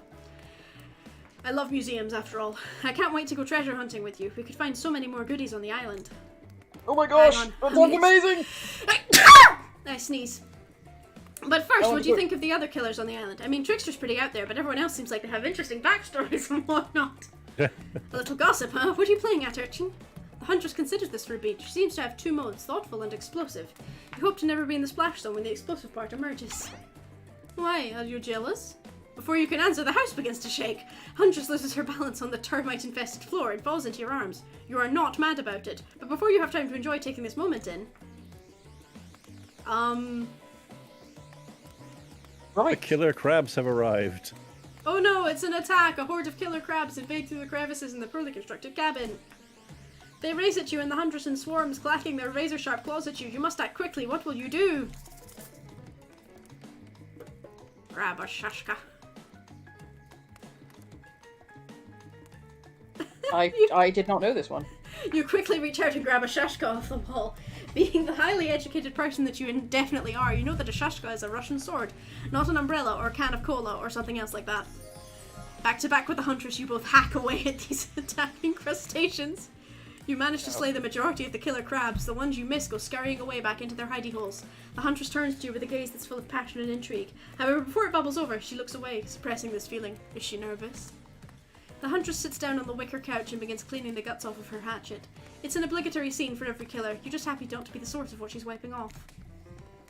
Looks like we're having crab for dinner. I'm not Russian. Yes, I fucking love crab. She doesn't smile at your joke. She has that ponderous look on her face again. You join her on the couch. Man, sometimes those near-death experiences really get me thinking about what I want in life. I think I'd really like to start a family one day. How about you? Maybe one day with the right person.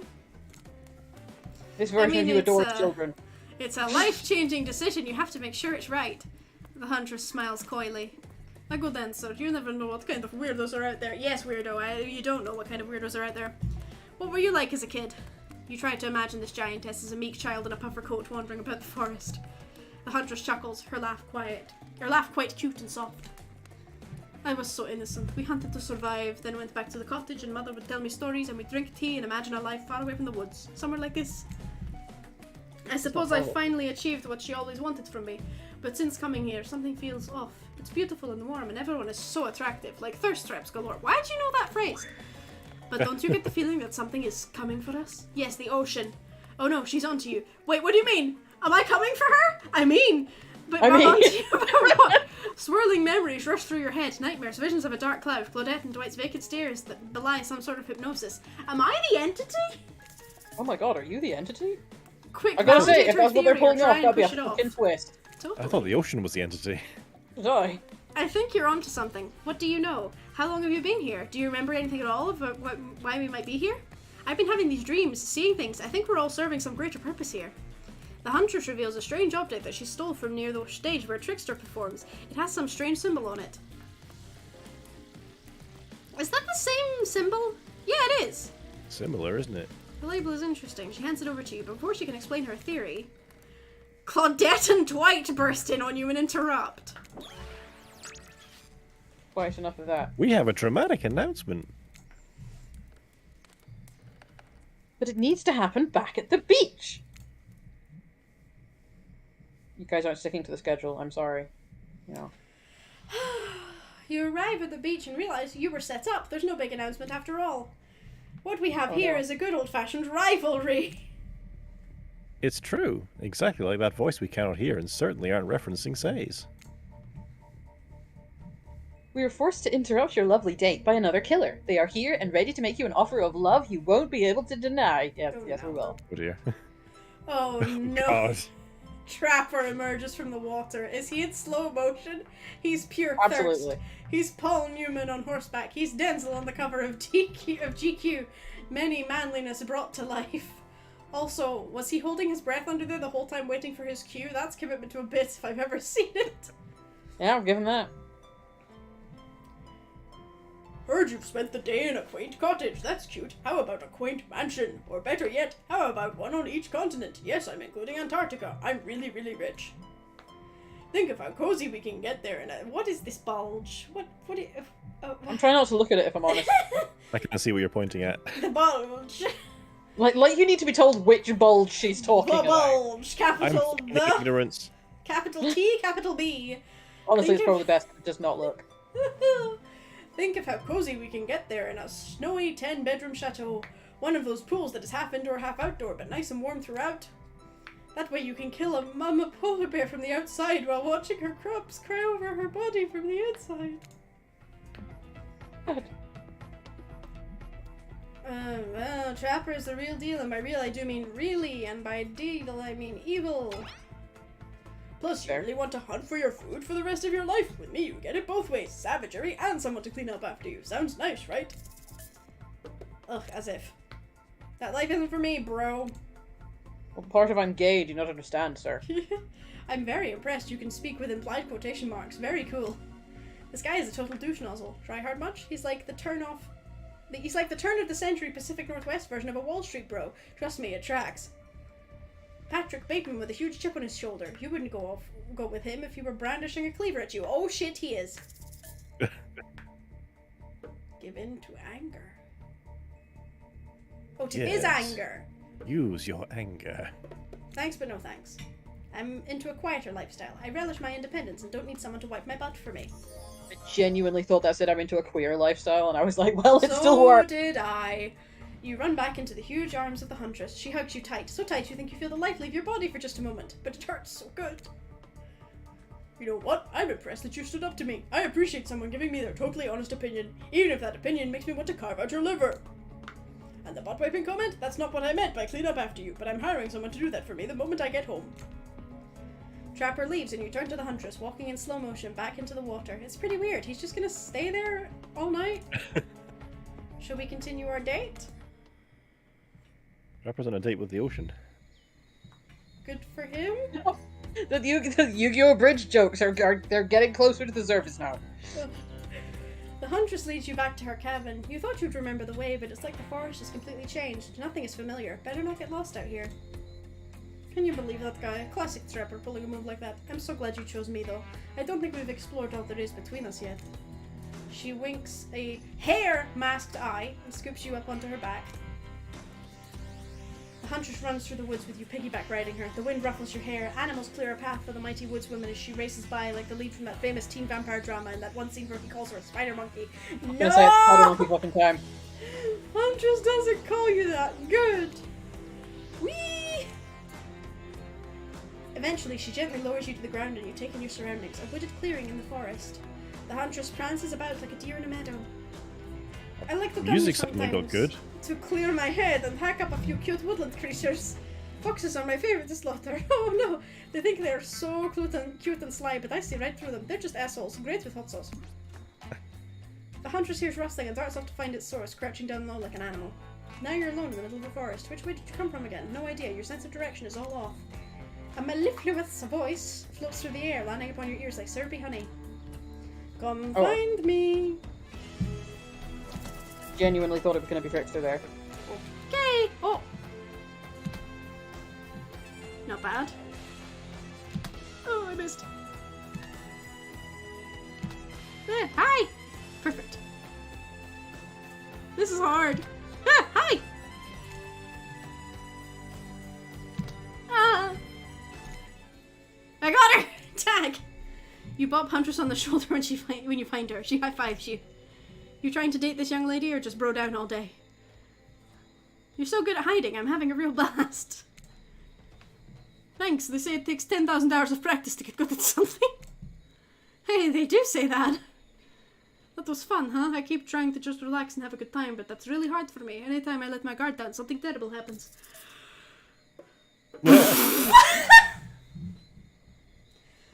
say like what?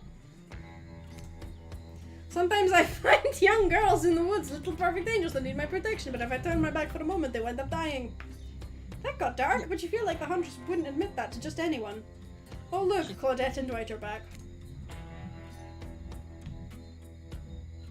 Okay, we swear we're here for good reason this time. Yeah, no one's manipulating us this time. It's just time for dinner. Come get some grub. Is another killer gonna be like, I love you? Okay, no, good. What a fun day you've been having. I can see it written all over your face. You're shining, and that's not just the remaining anxious sweat from spending an afternoon courting a psycho killer. No, you really are feeling this whole romantic experience. Don't worry, I'll keep your dirty little secrets. But enough gentle ribbing, it's time to get back to business. All the appetizing singles have arrived for dinner, including Trickster. Oh no. Wraith is here too. Oh We're no. not going to do the gag where we cram them all on screen at the same time again, so just believe me, they're all here, and they're just as sexy and demented as you remember them. With your love on the line, everyone is being very careful not to offend you by saying the wrong thing. Congrats, by the way, on getting this far. I'm as surprised as you are that these four are falling for you. No, not because of your personality, but because you just met them yesterday. Yep. However, since Wraith seems like the biggest long shot to end up holding onto your heart, he throws caution to the wind and speaks up. He's not the biggest long shot. It's a pretty small consolation prize for being the least loved killer on Murderer's Island, but hey, letting them have this one moment in the spotlight is the least we can do, and heaven knows they won't do anything better than that. I'm sick of watching everyone else gorge themselves while I'm preoccupied with, trying to get to the bottom of this never-ending nightmare. So tonight, none of that.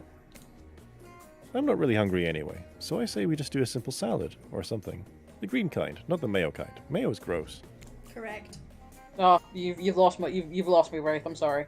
I'm fine with just lettuce. It doesn't have to be fancy. That's weird, bro.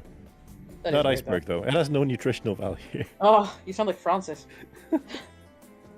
Letting Wraith choose was a mistake, that's on all of us. Dinner will be served shortly, but certain power brokers would like to know about your day. Would you like to share your day with the rest of the group? You've had an interesting day, that's for sure, but how will you describe it to the others? Say too much or too little and it could affect your standing with the group. Okay, but don't just sit there saying nothing. Nothing is not an option.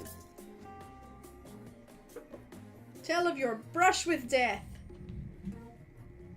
Today was nuts. We went to the Huntress' secret cabin, and killer crabs attacked us. It's true, I fell asleep tonight to the delicious sound of crunching... I'll fall asleep tonight to the delicious sound of crunching crustaceans. That would never have happened on my yacht. I grind them up. Much more satisfying way to kill crabs, at least those kind of crabs. I have a little coat for the other kind. Oh dear. You! Dwight and Claudette bring out dinner. Everyone eats in silence. No one trusts anyone now, and they're all very tired. Oh wait, no, sorry, that's a dreary supernatural horror thriller set in Antarctica, not a charming parody dating sim set in an undisclosed tropical paradise. I'm just trying to figure out if they definitely mean the thing, right? What, the bones? No, the reference. the dreary thing set in Antarctica. Anyway, doesn't matter. Probably. Bony appetite! Don't you mean bone? No, almost everything we serve has a lot of bones in it, even the vegetables. What? Impossible to avoid on this island. Everyone eats without speaking. Tensions are rising, both of the sexual and deadly variety. Gross. When everyone finishes, Dwight and Claudette come back to clean up the table. They linger around you as they pick up your plate, take your napkin, and dust crumbs off the table. What would you like to say to the servants?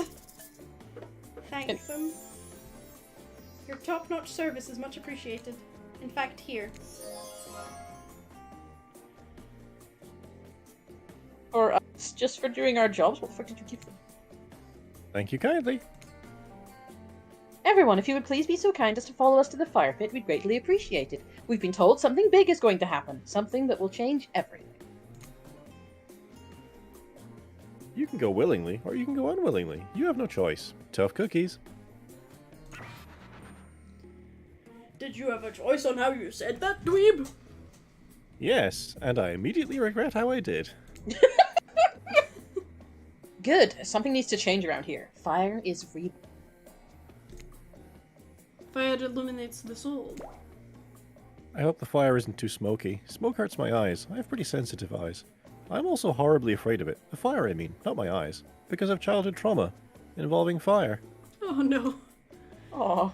And Maybe. finally, everyone starts moving towards the fire pit, if only to get away from Wraith's complaining. Shut up, narrator! Narrator, you leave Wraith alone. You He's take a not seat on complaining, a... He's traumatized. Yeah.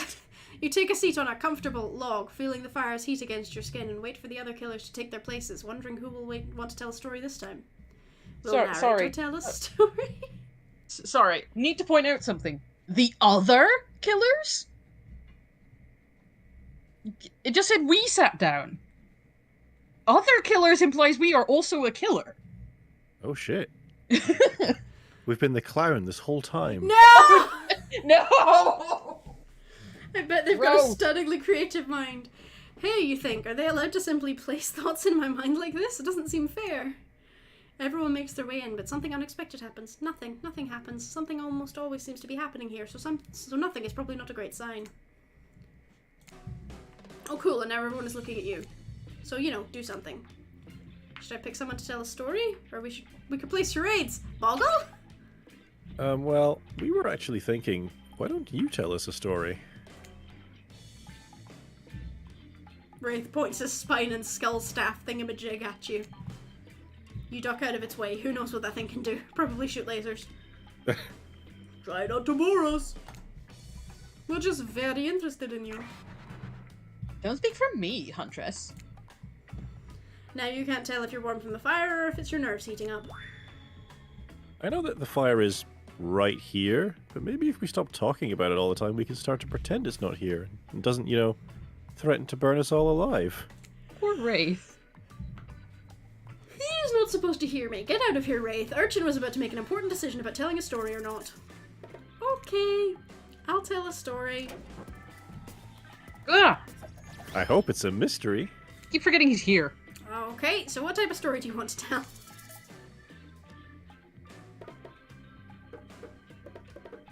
Adventure! I regret this. You like your Dwayne The Rock Johnson movies? How about some adventure? Now we're talking. Not my favorite, but I respect your choice and will nod politely. You don't have to say that, Wraith. Just nod politely. Okay, ready? Here goes. I really like to go fishing. Solid hobby. Great foundation for a story for sure. You pause. Everyone is waiting with bated breath. No pun intended. Oh wait, that's it? Not much of a story? Barely even a thought? My pun was better than that story. Are you sure that's all you have to say? No, I'm kidding. So what type of story do you want to tell? Personal? We don't know anything about ourselves. Those types of tales are the best, and often the most sad. It's a bit of a love story. Is it about two strong hunters who meet when they're both trying to bludgeon the same wily wolverine? Yes. Or about a deranged killer who makes the only woman who ever believed in him witness a display of shocking violence? I mean, that's what you did to Yunjin. Not quite. It's about my parents. They met at a party in college. He was hosting. She'd been dragged there by some friends. Oh. They couldn't have been more different, and yet as the night went on, they were drawn to each other. She made fun of his taste in music, and he took an interest in her major, women's studies. They were married within 2 months. But soon to know if you can trust someone, don't you think? It's so sweet. Exactly. I learned a lot about love from them. If you know, you know. Okay. Some people don't need years to get acquainted with someone. Love could spark from a look across a campfire. Now you've got their attention. Each killer is furiously attempting to try to catch your eye from across the fire pit. It's quite alarming, actually. Except for Trickster, who has headphones in and is loudly playing his own music to drown you out. That's 'cause you're not talking about him. Of course, he just listens to his own music. Okay, that was not a very good story. I don't mean to insult you, but it was actually quite bad. Sorry, but this narrator keeps it real. We can't just end it there. So who else would you like to hear a story from tonight? You look from killer to killer, trying to decide who might be the most entertaining. Huntress. Huntress. She's Huntress, gonna you say seem raring to go. same Let's story. hear from you. Sure thing. My neck of the woods isn't wanting for horrifying mythology. Mother once told me a story of a young man who was traveling back home after the war. Which war? Doesn't matter. I just wanted some backstory details to paint a picture. I'll paint you a picture if you want. The man was lost and running out of food rations. He stopped to rest for the night underneath a majestic birch tree. That's when he saw the woman, naked, skin glistening in the twilight glow. Hot. I'm invested. God damn it. They sang a haunting melody as they made their way downhill towards the inviting lake. Enchanted by the music, the young man followed the parade of beautiful women until they stopped in a clearing next to the water. They turned to him and smiled. One woman with long red hair stepped forward and reached for his hand. The others began to play music. Flutes, lutes, tambourines, the melody was intoxicating. The man's feet began to move beneath him. He was dancing, moved by the magical music of these mysterious women. Twilight darkened into night and the man grew weary, but when he tried to still his moving feet, he found that he could not. "Help, I cannot stop dancing," he cried to the nearest woman, a slender woman with green hair. She drew next to him and he saw her features distort into something horrific. She was bloated, an eye hanging from one socket, skin the colour of algae, a rusalka. I knew it! I love Slavic mythology, I knew she was a rusalka. Her true self. "You'll never stop dancing," she screeched at him. "My sisters and I were drunk in this lake by men of your regiment. Consider this your punishment." The man cried out, "But it wasn't me!" "Someone must pay," the rusalka said, her voice filled with briny malice. And so the man danced and danced until his bones broke and his heart gave out. The dance of death. A silent beat as everyone takes in this macabre ending. That was a fucking good story. But it's not all bad. Rusalkas are also fertility goddesses. If a lady had stumbled across them, she would have been blessed with a fruitful womb, and probably some candy for the road. Damn, does she really think that's a happy ending? I wonder what Huntress is having. How was story time? A lot of people like to take pot shots at sequels, but I think every good story deserves a follow-up. When you think it's the end, the sequel is almost never as rewarding as the original. That's why I'm much more of a fan of an episodic style of storytelling. Knowing it's a series takes a lot of pressure off of any individual installment and builds a greater sense of community between audience and creator. Is anyone else extremely creeped out that the background music stopped there? Mm-hmm. Yep. Tell me, Urchin, if you could delete any sequel from existence, what would it be? I think I've got a few thoughts. Yeah, I think I know what you might say for that. My immediate thought was the last Halloween movie we watched. Yeah. Don't answer that. We don't actually care. We're just here to make sure that we seamlessly move on to the next segment of the evening. God forbid my small talk could get in the way of a romantic Twilight moment. Dwight, I'm gonna need you to shut your yap trap. You know that we need to get back to that thing we do whenever we're not on screen. Oh god. Okay. You have fun tonight and try not to wink wink end up dead. Why did you say the words wink wink out loud, and what kind of double entendre are you getting at with the end up dead thing? Dwight is physically incapable of winking, not since the accident. And you do know that all of these people are despicable criminals with double-digit kill counts, right? Well, except for Spirit, she doesn't really belong here. She's strictly a victim, not a perpetrator. No wonder she's pissed. Thank you. So they are aware. I mean, she did then start killing people in the She fall. then start killing. But yeah. She's 100% a victim, but then she started murdering people. Did I hear somebody trash-talking Spirit? Deal me in.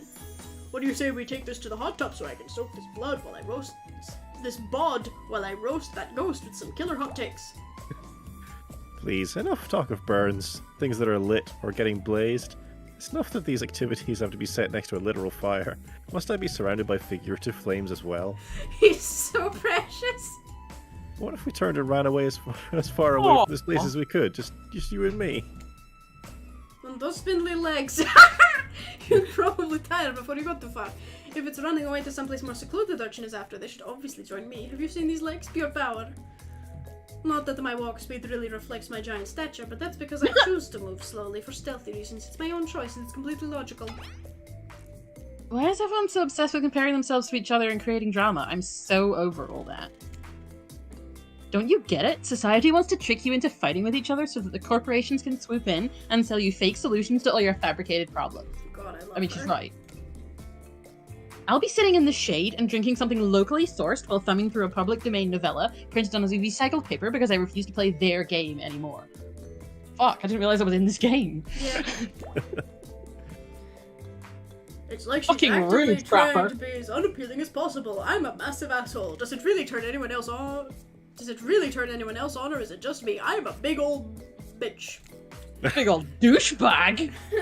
Despite Trapper's insatiable appetite, it seems his attention along with the attention of everyone else is still on you for the moment. If you could, I don't know, just pick one of us maybe, we could all move on with our lives, or, you know, some special projects we might have going. You heard him. Who will it be? Who will you head off with for an evening activity? I'm just saying, you may not get a ton of chances to date around like this before your time on Murderer's Island comes to a close. And no, I'm not satisfied with that name either, but with this streaming reality TV dating show boom happening, it's pretty much all that wasn't taken. Which killer will you pick? And yes, we're back to excluding Trickster because, ugh, that guy. Huntress. You know, I had the feeling you'd pick me. You've got good taste, and I don't just say that because I'm considering eating you. Well, Right. The huntress licks her lips. She eyes you up and down. You've never felt like a literal piece of meat this much in your life before. What have you gotten yourself into? horny Let's go jail. over to We've gotten ourselves into horny jail again. Yeah. Let's go over to the bar. I'm going to make you into something special. What? Wait, what? Madam, that into was not needed. English You isn't her first huntress. language.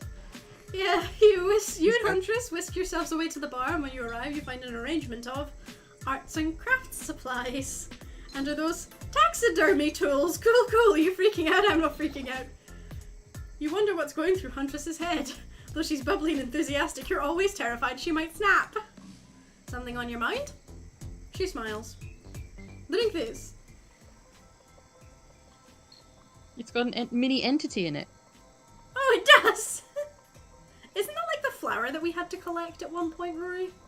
Yeah, it Is looks it like the pustula flower flowers. that the blight likes? Yeah. Yeah, it's pustula flowers and pomegranate by the looks of things. Yeah, pomegranate seeds. Delicious.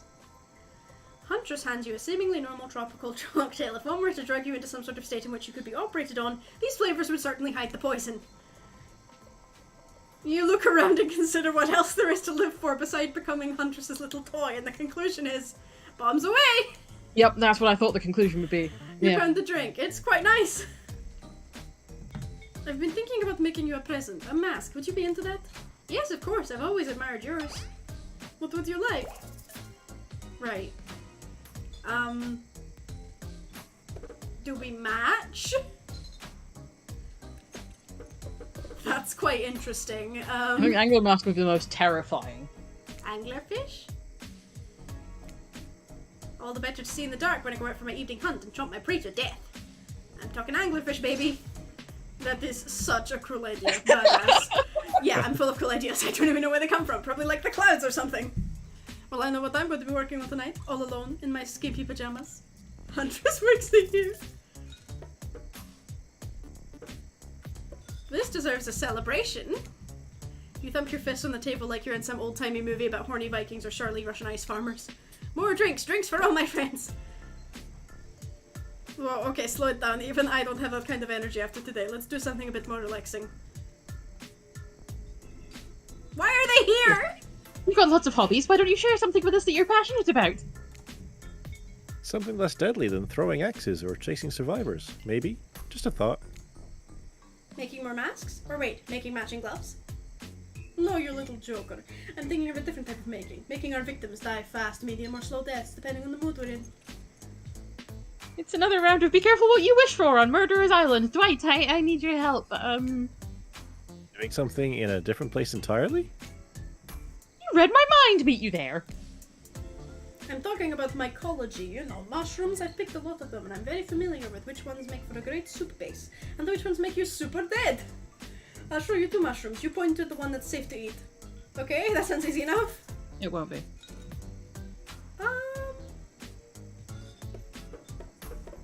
I mean, this looks safer, but is that a double bluff? I don't know enough about mushrooms. I just know that that Correct, it's called the Black Trumpet, and boop boop it's delish. Next up, this one is very easy, I'm sure you'll nail it. Point at the one that won't result in almost instant death if you eat it, so the one that's not lethal. This one, probably? Oh. You would have just eaten a deadly dapperling, which has a name that is both adorable and, well, deadly. Adorable and deadly. You know anyone like that? Hehehe. Final question, which will make you jump for joy and which will make you vomit until you die?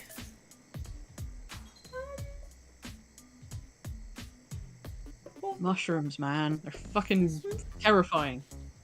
Oh jeez, I'm sorry, hon. That's a destroying angel. It's very deadly. Not to be confused with the wish-granting angel, which is what you might imagine you see while you're hallucinating on your deathbed after chowing down on one of these. That was fun, right? I like flexing a little more than just my biceps for you. Alright, let's see here. Tabulating your answers, and not great, not all wrong, but it only takes one poisonous mushroom to put you down for good. Guess you'll just need to keep me around so you don't shove anything deadly in your mouth. The huntress claps her hands giddily. I appreciate you spending time with me tonight. I know the other killers are all very alluring in their own way, except the trapper. It means a lot that And the trickster. And the trickster. It means a lot that you'd spend time with a forest bumpkin such as myself. You know Bumpkin. You're a strong, independent woman. Don't demean yourself. The huntress leaps on you, knife to your throat. I'll them in myself if I want to. She's Okay, angry, but okay. also turned on. This is pretty hot. We're here. Claudette and Dwight are gathering everyone together on the beach. Typical. Exactly what the voice said. I'm telling you, and I'm being honest, that you're the only one who can hear me.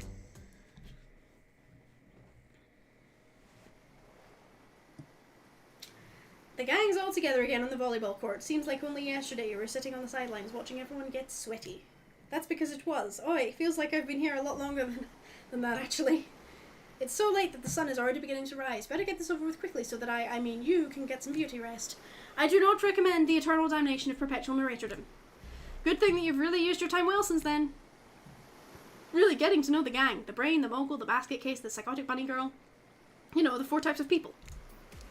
Anyway, everyone is gathered on the volleyball court for a new type of game. Pitch your dream date and see who Urchin chooses. We know who I'm going to choose. We know who you're going to choose.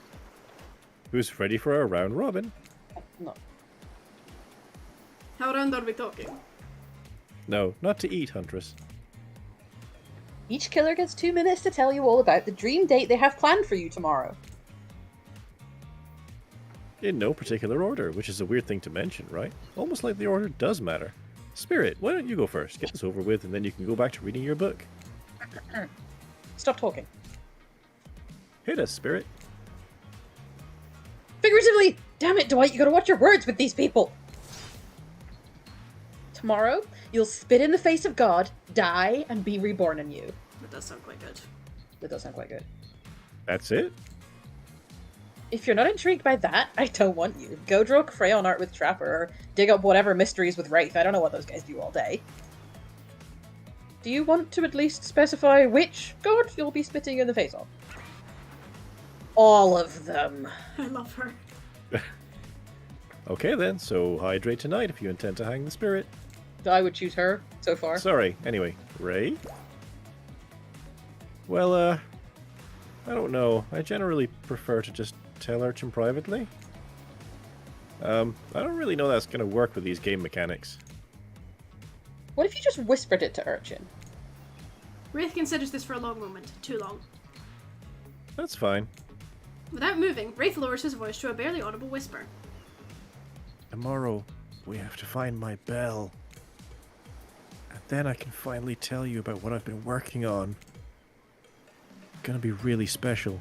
The kind of thing where we will really bond. And maybe finally get off this island. And maybe then we can go on a real date. You done? Is that it? Wraith nods, proud. Trapper, without further ado, would you like to make all of us uncomfortable by pushing the boundaries of what's acceptable, not only in polite society, but within the narrative of this in-world event, and also the larger meta-narrative of a Dead by Daylight dating experience? Sometimes you just gotta say it. Why, yes, thank you. I'd love to. So, Urchin, you're thinking of picking me? Well, this is your final warning. Pick me and be punished and rewarded. Tomorrow will suck, probably. I'm not an easy guy to get along with. I know that. But I can tell you this much. I'm hiding a secret on this island that will make fans shit themselves with excitement. If you like Trapper, you're gonna love it. And if not, you're a maggot. And everyone, even confident sexy ladies in rabbit masks, better stay the hell away from my yacht. Right. Sure, so why don't you take it from here? Tomorrow morning, I'm planning on a nice atmospheric breakfast on the yacht. Don't worry, Trapper won't even know it's gone. What was that? Nothing. Go away. Then, boy oh boy, I've got such an adventure planned. It involves hunting for treasure. Holy shit. What kind of treasure are we looking for? Guess you'll have to pick me to find out. Let me tell you, it's primo stuff.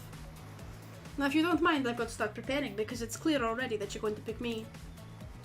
Confident. Mysterious. I like it. Gay. And time's up, everyone. Gosh, you'll need to dream about these options so you're ready to choose in the morning. Now go dream about all these swoon-worthy options so that you're ready to make a choice come dawn.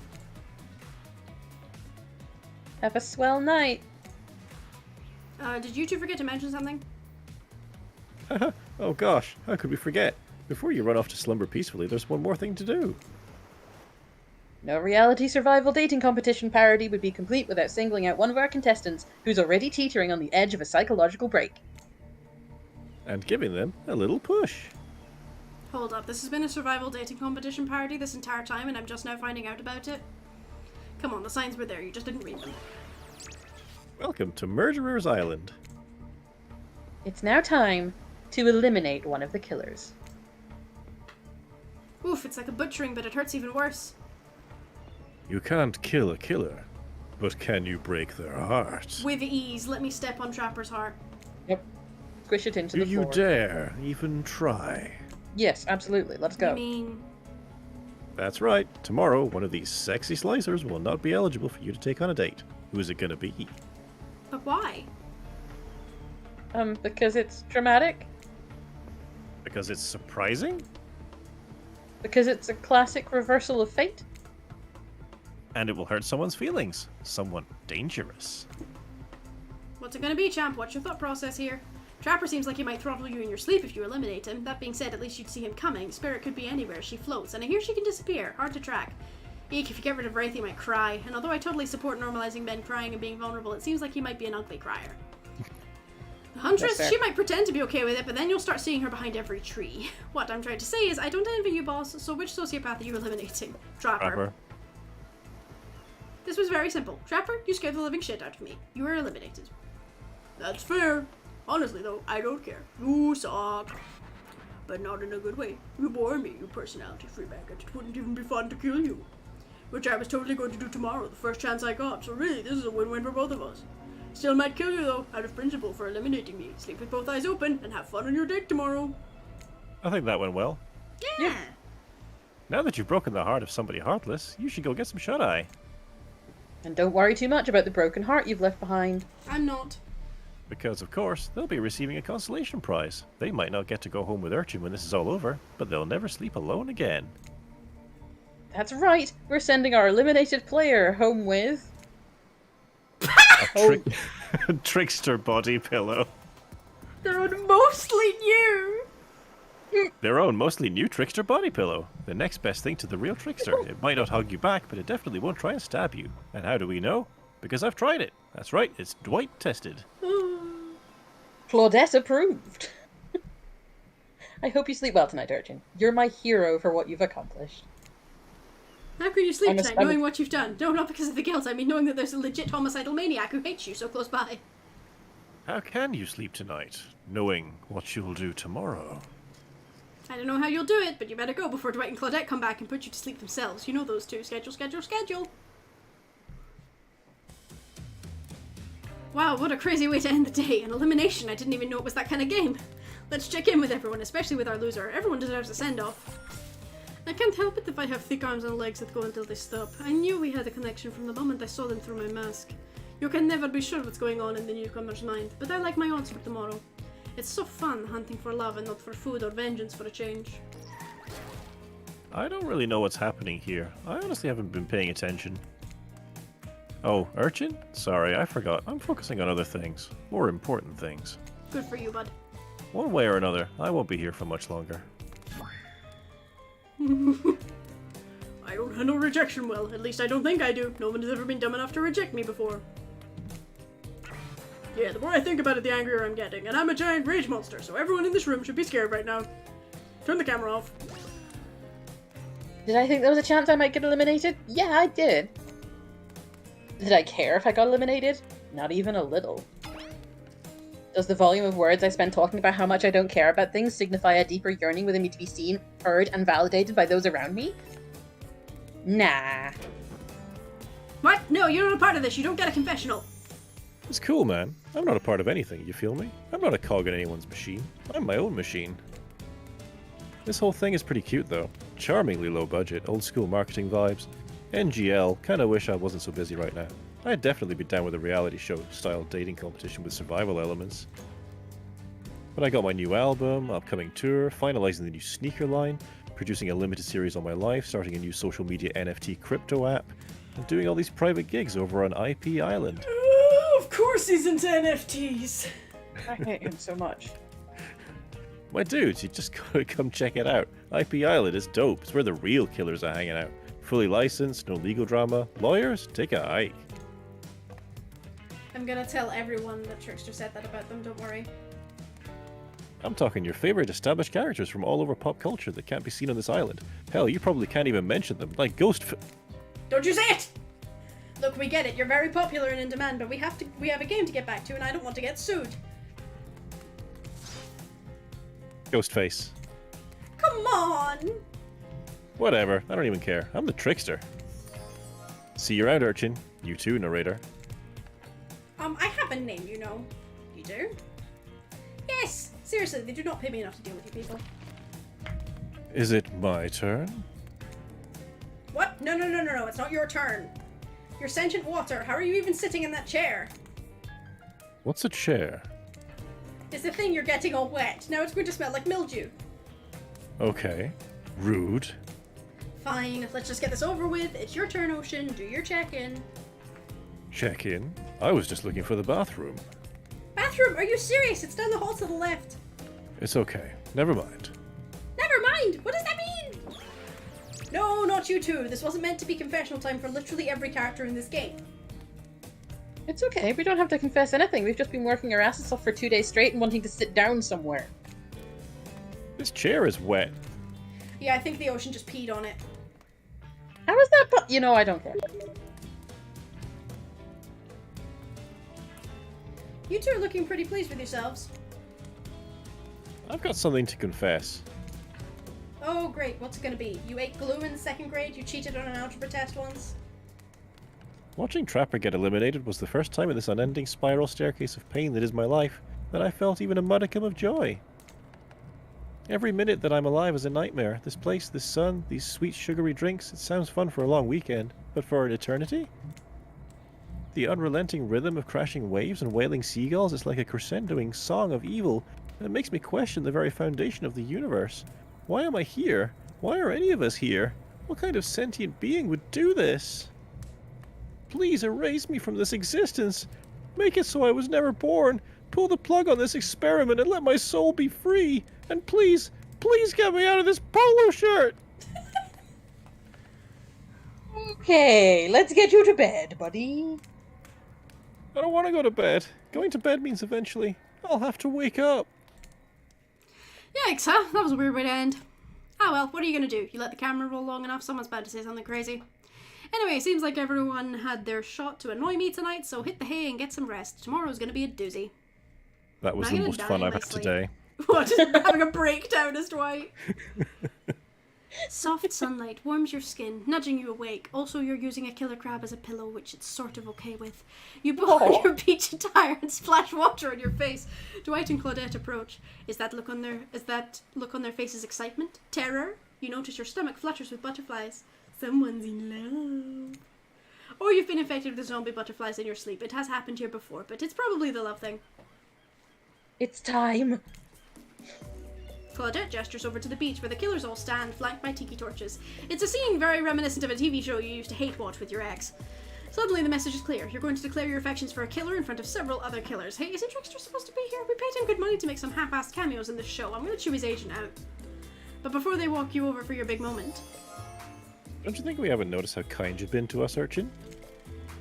It can't be easy being thrown onto a mysterious island for seemingly no reason, surrounded by terrifying killers, trying to manage your most primal impulses. Murder and making out. And you've kept a cool head and treated us, your friendly island hosts, with dignity and respect. So don't tell anyone we told you this, but... Claudette and Dwight look around conspiratorially. Just a little hint for you going forward. Don't try to go all the way with a killer who isn't into you. Well, duh. Relationships are two-way streets, and if you don't have a green light in the other direction, you might end up in the friend zone. Or the dead zone. I hated that sentence. The friend zone? That doesn't sound so bad. Where do you think you are, exactly? Dead by Daylight doesn't do friends. There are killers, and there are survivors. And I'm afraid we can't say more. There's killers, there's survivors, and there's the entity. There's also Maurice. Maurice! Or there was. No, he got ate by the dredge, and I will never forgive the dredge for this. Okay, so who's into me? Claudette and Dwight look around conspiratorially again. Well...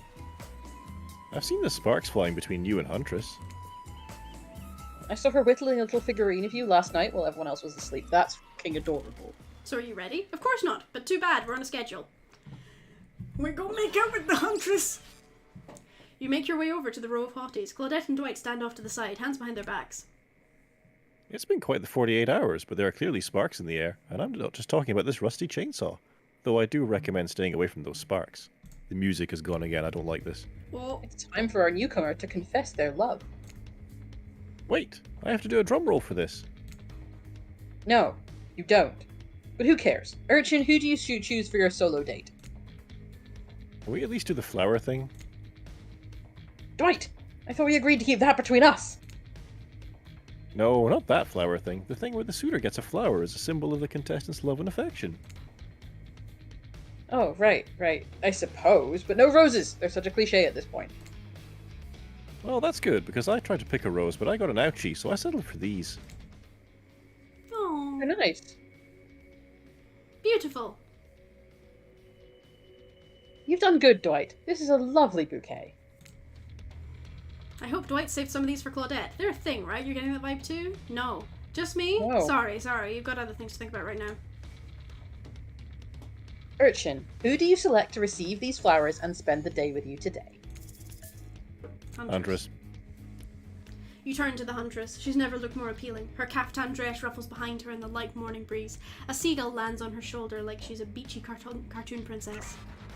I was going to say, does she immediately She kill snaps it? the seagull's neck and stuffs it somewhere under her flowy dress, probably to save for lunch. She can't help but hunt. Huntress, I choose you. Let's spend the day together and see if we think a future is possible for our love. Me? Really? The huntress throws her hands up in the air like a bear and gallops towards you. At first you think she might sweep you up with her gigantic hands and knock the life out of you. Instead, she scoops you up into a hug and takes her place at your side. And she just stuck her tongue out at all the other killers. Sometimes the immature move is the right one. It's sure to be a fun day. We'll just be here, not getting to really participate, even though survivors matter too, while you go off and have a grand old time. Yep, just Claudette and I, hanging out, no one competing for our love, wondering what we did in a past life to end up embroiled in this unrelenting misery. But go, have a blast. The huntress eagerly leads you to the yacht to begin your romantic day together. You have to admit, warm, salty air on your skin, the sound of crashing waves. It's a pretty perfect morning, just you and the huntress. Hey, cuties. Oh no. Damn it. Ah, the ocean's here too.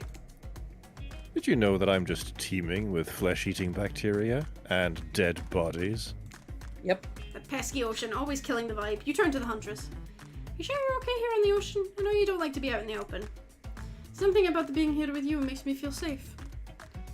You both sit down at a beautifully set table on the deck of the boat. A wide spread of mouth-watering breakfast goodies are arranged in front of you. Can we get you anything? You look a bit green. I get extremely seasick. And Trickster replaced all of the island's Dramamine with party drugs, so... Oh, wait, how did they get here? Weren't they just on the beach consoling the rejected killers? Are there more than 2 of them? You motion one of them over. We'll both take a screwdriver, hold the orange juice. It's just vodka. It's just Of course. straight fucking vodka. Hey, can you play this particular song for us to set the mood? You hand Dwight a piece of paper with a song title written on it. Sure, though I doubt Trapper has it in his vinyl collection. Soon the haunting melody of Huntress's mother's lullaby streams through the yacht's expensive stereo system. The boat rocks as though to the rhythm of the song. The eerie, melancholy mood is really quite romantic. Breakfast has never been this intimate. You reach out to touch the huntress's hand when suddenly a loud bellow scares you. You knock your freshly poured flute of vodka straight onto the pristine deck. It's Trapper! He's screaming at us from the beach! Look how tiny he looks from all the way out here! The huntress squishes his head between her fingers like a child and giggles. Damn you both! The chairs you're sitting on are worth more than your lives! Get back here! He's not wrong. Hey Claudette, take us out further! Hi, Captain! Can she drive a boat? Guess we'll find out. Alone again, nothing but the caw of seagull and that ominous shadow of a creature lurking beneath the waves. I'm concerned! Yep. I have something for you. For me? The huntress reveals a package wrapped in a bloodied apron. You clasp your hands like a kid on their birthday. Her playful attitude is rubbing off on you. I made that mask you asked for. I almost forgot, but I bet you didn't. This is the whole reason you pursued the huntress, I bet. Definitely to get a mask of your own. No other reason. Yes, it's definitely because it's definitely not because I wanted her to smash me through a table. Here you go. Oh my god, shit. what the fuck? That's cool as fuck. I love his eyes. It's perfect! You put it on, it fits your face like a face glove. You gaze at the huntress through the eyes of the mask. A swell of emotion surges through you. And because the mask is on your face, you can't be as creeped out by looking at it as everyone who has to see you will surely be. Let's go back to my place. She downs her screwdriver. She downs her straight vodka. Oh god. The tension is palpable as you enter the cabin. You could cut it with a hatchet. Hee hee. Give me a break. It's day 3 of killer jokes. A narrator only has so much mojo. Huntress sits you down at the cluttered table in the kitchen. You notice the bloodstains that have crept into every nook and cranny of the wooden planks. What poor creature died on this table? Did they suffer? What do you care if they suffered? Suffered. Get back in the ocean! Stop backseat omniscient narrating! Stay here. Don't move a muscle or I'll hear it. I can hear any mammal's tendons creak as they stretch. It's a gift and a curse. I'll be right back. Alone in the cabin. What to do, what to do. I don't want to do either of these things. I'll just freak out quietly. I'm freaking out! Tell someone who cares! Hey! Fine, you've got my bluff. I literally have to listen to you and your problems or else the damned ocean will have a conniption. So what's the deal? Am I ready for this? Is it smart to get intimate with a known cannibal? She kills on command and doesn't even clean the blood off her apron. You mean her Sarafan? Shh! She's coming back!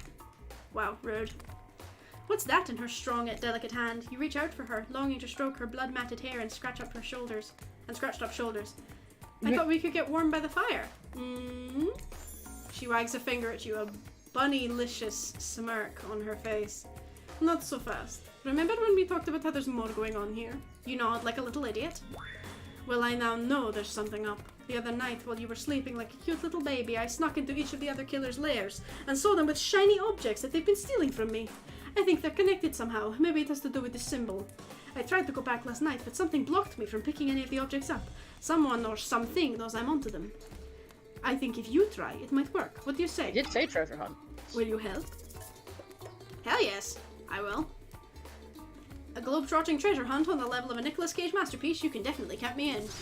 Let's go, I'll be your guardian angel. You never know when those other killers might pop up. You grab the huntress by the hand and practically trip over your own feet on your way out the door. It feels good to have a quest, thrilling, but part of you is just wondering how quickly you can get through this and impress the huntress. Soon she'll take you in her yoked arms and you'll swoon. Your childhood crush on Popeye is making more and more sense. Where do you want to start?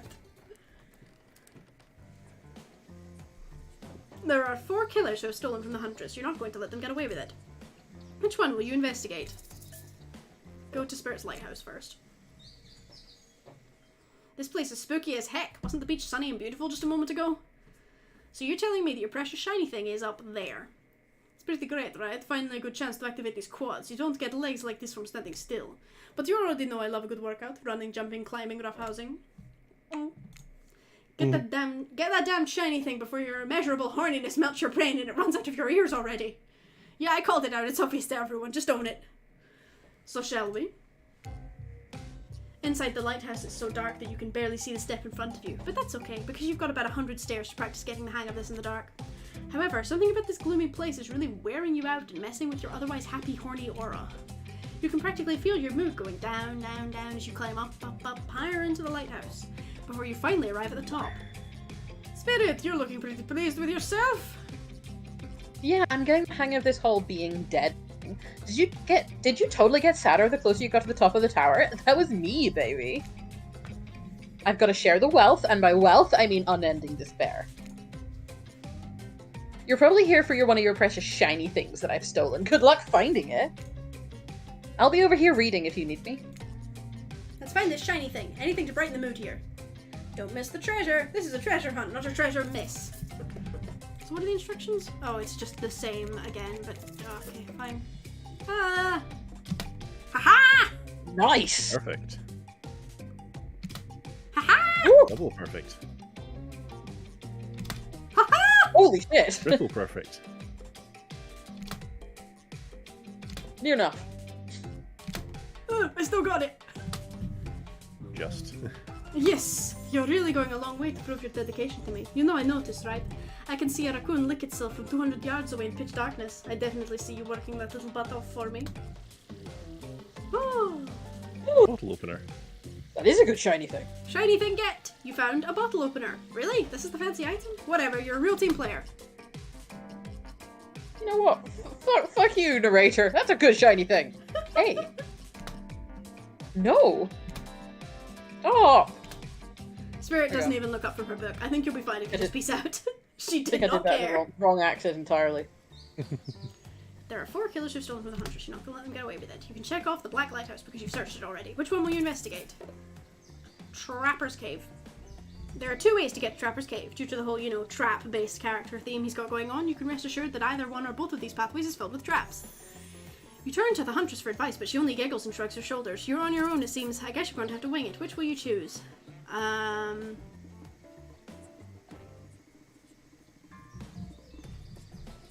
Underground tunnel. Underground, huh? Sounds secretive. No one can stop you if they can't see you. That said, no one can rescue you if they can't hear you scream. And nobody would need to waste time burying you if you're already underground when you die. But you're not gonna die, are you?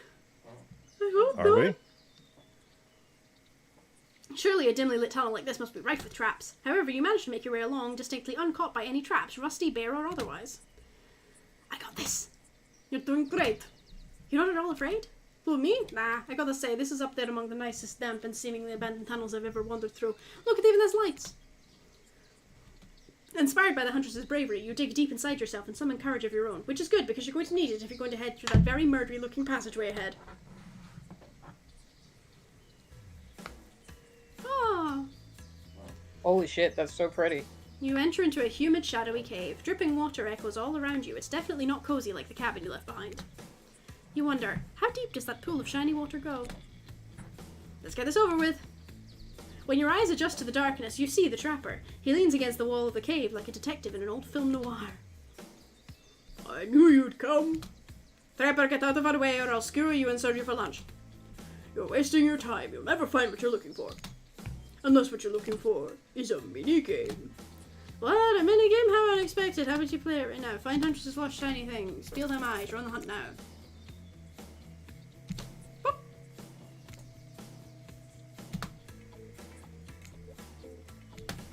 Yeah. Haha!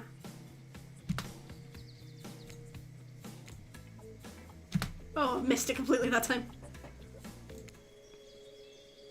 Oh no! I'm sorry, Huntress, I wasn't fast enough. I almost had it, but it slipped through my sweaty fingers. No worries, my night vision is so well developed I can see the object we're looking for right there. The Huntress points at something glimmering from the floor. You steal the shiny object and run. Oh, it's a pen. He's so perfect. You found Huntress's shiny thing. Shiny And, object well, I so think it's well. just a regular old pen. But we don't need to point it out. She's happy, and isn't that all that matters? Yep, there's 4 killers. We've been there, we've been there. Which one next? Right, Wraith or Trickster? Right. His cosmic dump? Oh! When you arrive at Wraith's oddball hangout zone, you immediately understand why they call it the cosmic dump. They being me, obviously. It's as if there are items and elements from all over the universe in this space. Also, it's a damn mess. But it's undoubtedly a special place. The very air you breathe makes you feel that you're part of something much, much larger. I'm going to hand us some lunch while you find the object. You'll know it when you see it because it's extremely shiny. Thanks! How long have you been standing there? Are we ever really there? I don't have time for your existential crisis today, Wraith. Huntress and I are totally going to get it on soon, I think, I hope. Look, I need to find a special object you have hidden here. You stole it from the Huntress and she knows it. So you're trying to figure this whole thing out too, huh? Come check this out. Bit of a subject change, but sure, it's Wraith we're dealing with after all. Wraith leads you to a telescope, through which you can see a far-off island in the distance. Holy smokes, is that... Sorry, I have actually no idea what that is. Would you mind filling me in? It's IP Island. Where all the coolest killers from intellectual properties that we're legally obliged not to mention by name hang out and party with Hollywood celebs and Silicon Valley moguls. That's not even all. Zoom in. Over there. Ah! Is that Everybody. Ghostface? I said not to name them! Oh geez, now I'm gonna have to clear the rights. You have no idea how much my lawyer charges by the hour. I'm sorry, he just kinda popped up. I'm telling you, something crazy's going on here. I'll have you know, I wasn't trying to steal anything from Huntress.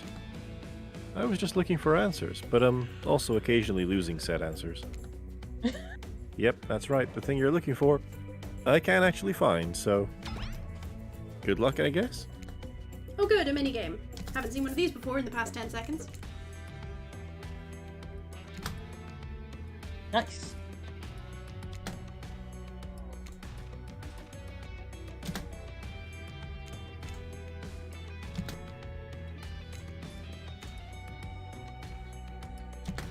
Ha! Hey, Well done. nice. You see an old pair of glasses on the ground and quickly grab them. You found it, it's so shiny. I knew I could count on you, urchin. And that's saying Fucking something love because it. I literally never learned to count via any traditional system of numbers. Let's get out of here. It's hard to believe that these old glasses really mean anything special, but a lady like Huntress deserves whatever she wants. You spend a moment imagining Huntress with glasses. Would she wear them over the mask or under? I legitimately own that shiny thing Hey, as well. that's not just some junk. Those are my reading glasses. I just subscribed to Highlights. Oh! There are 4 colors. The last one, Trickster's Stage. You arrive at Trickster's Stage, but there's no one here. Not Trickster, not an audience, not anybody. Nothing eerier than an empty concert venue. Think of all the fringe that once swayed here. The beers that sloshed over red solo cups. Mosh pits, tall guys standing in front of you for the entire show. Lifelong friendships that actually only lasted for 1 summer. Good times. My Alright. concerts are always an experience. You should really come to one of my after parties sometime. They're a real scream. I'll put you on the VIP list. I prefer acoustic balalaika music. Trickster, I've never listened to your music, and I think sampling the sounds of people's screams is very been there, done that. Hey, no one talks to Trickster like that. Now, how do you know about my samples? Somebody's obviously a much bigger fan than they're letting on. Show me where Huntress's shiny mysterious object is, or I'll wipe that grin off your face with a chloroform-drenched rag. Way to harsh my mellow. Deranged violence and torture is only cool when I do it because it's my commentary on a shallow society, and I make it look sexy as hell. Your thingamajig is that-a-way. Trickster backs away from you and resumes practicing an intricate dance routine. The way you stood up to the bootleg Backstreet Boy just now was wow. If I wasn't so strong and stable on my feet, I'd swoon, but that just won't be but it just wouldn't be believable. Find me my shiny thing champion. Okay, I guess that was perfect. That wasn't. That wasn't.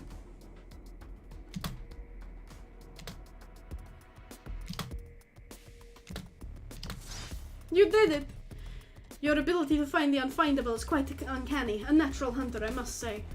Do you think I may be able to find your heart? I would hope so. It's very important to locate and remove all the internal organs of your prey as soon as you fail them so that the meat doesn't spoil. Oh, the coin! Ooh. Oh, what's this? You found a gold coin.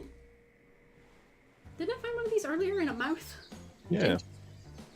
Phew, that was fun and scary. Good to see the other killers taking their heartbreak in stride, more or less. And you got a really nice tour of some of the island's lesser known haunts. Haha, boom, still got it. We make a pretty good team, you and I.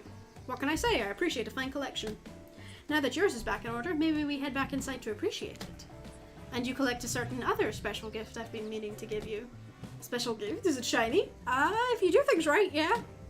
I suppose it could be. If you oil up enough. I'm gonna be ill. You should get out of my head before this happens, narrator. When you enter the cabin, it's dark, barely lit, deep shadows stretching from wall to wall. Somehow it manages to be a little bit terrifying, but also a little romantic. But you barely even notice. You've got other things on your mind. Hi. Hi. She took off her caftan.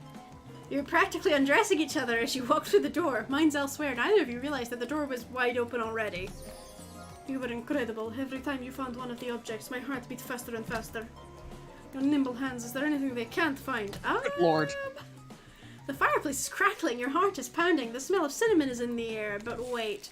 Who is that? Who is that? Is that her mum? The huntress quickly pulls her beach cover-up back on. My darling! An older Russian woman bearing a striking resemblance to the huntress sits, warming her hands by the fire.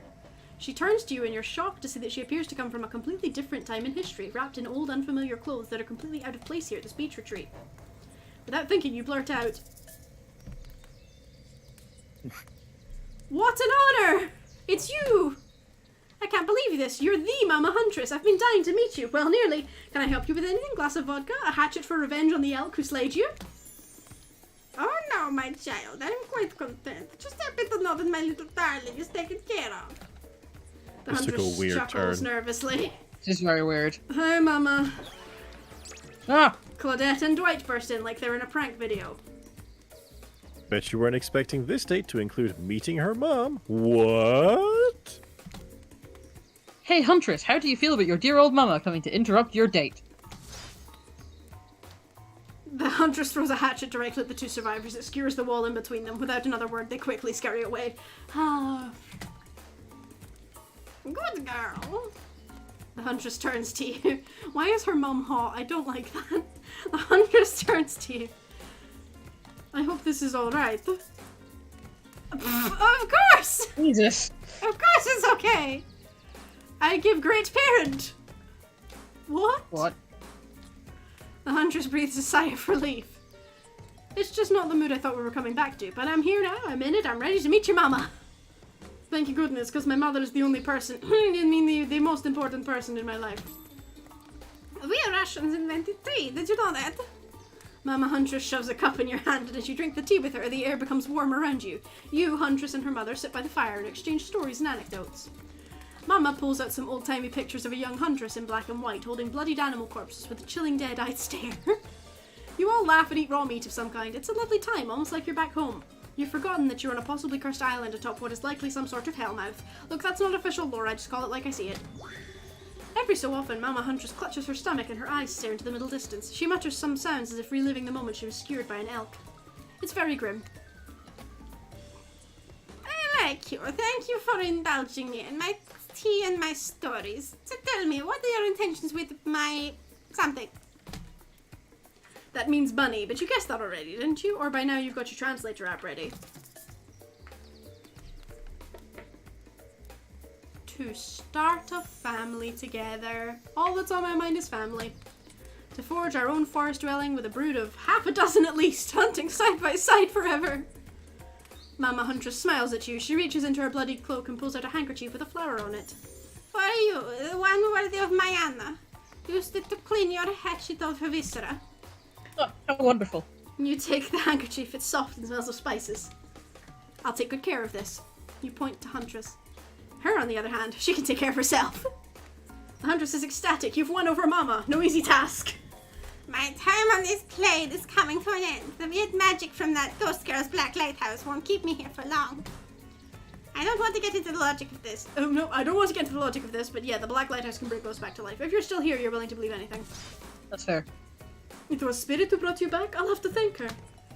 Huntress's mama begins to fade. The Huntress cries. You can picture her at 6 years old, lying over her mother's dead body. I fully support this union. I feel good leaving my daughter on this cruel earth with you. You share a meaningful look with the mother of your beloved. Mama Huntress fades away, leaving you and the Huntress alone again. Not a second later, Claudette and Dwight swarm back in. Never alone for too long on this island. It's time for a dramatic scene between the lovers. Dwight does not look like he's enjoying this. Shall we adjourn to the forest clearing for ambiance? Why are we going along with this? You and the Huntress stand holding hands in the forest clearing. Dwight and Claudette watch your interactions closely. Too closely. Hey, I've really loved hanging out with you. I think it's time. Time? Time for... Oh my, okay, I'm ready for this. Time for you to call me by my real name, like my mother does. Will you call me Anna? Oh, that! Yes, of course, I think Anna's a beautiful name. And you're a beautiful person, Anna. Urchin, do you know what I'd like to do right now with you beneath the moonlight? Lord. I'm feeling closer to you than I ever have before, and there's nothing I'd rather do now than... She averts her eyes. Does she mean what you think she means? Nope, she's looking right at Dwight and Claudette. Chop up these two fools with you. Oh no, not you! How deep are you in right now is the real answer. I don't want to kill Dwight and Claudette. Ah. But I want her to love me. Yeah, see, that's the real question. How gay are you? I am so gay. I don't know what to do. Oh, if I say no, will she chop me up? I mean, the survivors always come back after you kill them. Yeah, they still die. Maybe they'll die permanently. They'll be happy about it. Sure. My hatchet is as sharp as my love for you. Let's get bloody. Oh, it's a gruesome scene as you and the hunters go to town on these innocent survivors who just wanted to help you guys out. We're being forced to help you. I can't hear you, hon, on account of the congealing blood in your mouth. Ah! Good scream, Rory. Once you've made quite a mess of the survivors, you and the hunters look at each other with manic eyes. Shall we return to the cabin? I'd love to get you out of that beachwear and into something a little less there. Thought you'd never ask. Oh my god. Once inside the cabin, the hunter strips off her caftan, revealing every curve of her muscled butt. You follow her lead, disrobing for the first time since waking up here on the island. Yeah, you've been sleeping in your clothes. No judgment, it's a strange new place. You kiss, and yes, if you're wondering, it looks like she's going to keep the bunny mask on for the sexy times. This is the part where I skedaddle. Decapitations? Sure. Tiger maulings? Love it. Dudes crushing other dudes in car crushers? Gotta have it. But hanky-panky? That I can't handle. I'll leave you horny kids to it. Ah, je n'aime que c'est bon. What? Just because the hunter speaks Russian doesn't mean I do. I speak Canadian French. It's a thing. Look it up. Am I nervously running my mouth now, just to give you two time alone in the dark? Maybe. Stop me if you've heard this one. A hillbilly, a doctor, and a clown walk into a bar. Fine, we'll get back to it. Post doing it, you and the huntress lie together in the warmth of the fire. Everything is so perfect. You imagine Mama Huntress smiling down at you from beyond. Then you realize that's pretty gross to imagine her having just watched all of that, and you try to stop thinking about it. That was incredible. You're telling me? The door to the cabin creaks open. You cover yourself with a blanket. Oh god, a severed arm claws its way through the door, leaving a trail of blood in its wake. No, we've walked right into a scene from a horror film. As soon as people have sex, they die! Not when I'm around. The huntress procures a hatchet from out of nowhere. Was that in bed with you guys? The wriggling torsos of Dwight and Claudette follow their chopped up limbs. Slowly, the pieces of their bodies start to put themselves back together. No way. What the fuck indeed, my friend? You thought this island would let us die? Permanently? Haven't you ever played Dead by Daylight? Come on, we have to get to the final scene. I mean, decision. See, they're fine with it. I still feel bad. Claudette and Dwight lead you and the huntress back to the empty beach. You both bask in the glory of being freshly laid. That sounds terrible, doesn't it? Like some sort of laundry detergent. Freshly laid. Actually, maybe that's good. I'll get my agent to start circulating that. The island is strangely quiet. No sarcastic remarks disguising a broken young woman from Spirit. No strange wide-eyed stare from the socially awkward Wraith. No threats of imminent violence from Trapper. Even Claudette and Dwight are tight-lipped. They seem almost zombified. Last Oh, day, no. you beautiful piece of meat. You've done so well. We are almost at the finish line. You didn't think I brought you all this way without a plan, did you? What kind of sinister body of salt water do you think I am? A whoosh of dark energy surrounds you and disappears as quickly as it came. The island noises begin to return. Birds chirp in their trees, the grass rustles in the light breeze, and oh look, the other killers are all here at the fire pit to watch the final ceremony. I can't wait any longer. The pomp and circumstance is agonizing. You're telling me. Stick to the script, Claudette. Okay, so, Huntress, how do you feel about the newcomer? Are they everything your murderous little heart has ever longed for? The huntress stares you down for an agonizing moment. She steps towards you. My dear, I think that this is true love. Come with me to the Red Forest. Let's hunt the woods together and have a family bursting with babies. We'll raise them as fierce warriors who can defend their family and home. In just a matter of days, you've gone from being completely alone to being the start of a clan of warriors. I did not see that coming. Wraith starts a slow clap. No one joins in. Typical. Whatever. Love is a concept made up by the greeting card industry. I'm out of here. Spirit floats back to her black lighthouse. Look behind you, it's Trapper! Hunters, you bested me! He turns to you and offers his leathery hand for a handshake. Congratulations, Urchin. I don't shake hands with losers. Trapper's No, that's eyebrows you. shoot That was up. you. I don't shake hands with losers. Trapper's eyebrows shoot up. And then he smiles. Did not see that one coming. You're alright, kid. I mean, I hate you completely. I want to kill you mercilessly, but you're alright. But wait, you haven't said anything to Huntress. I love you too. I would never laugh in your face. I love you too.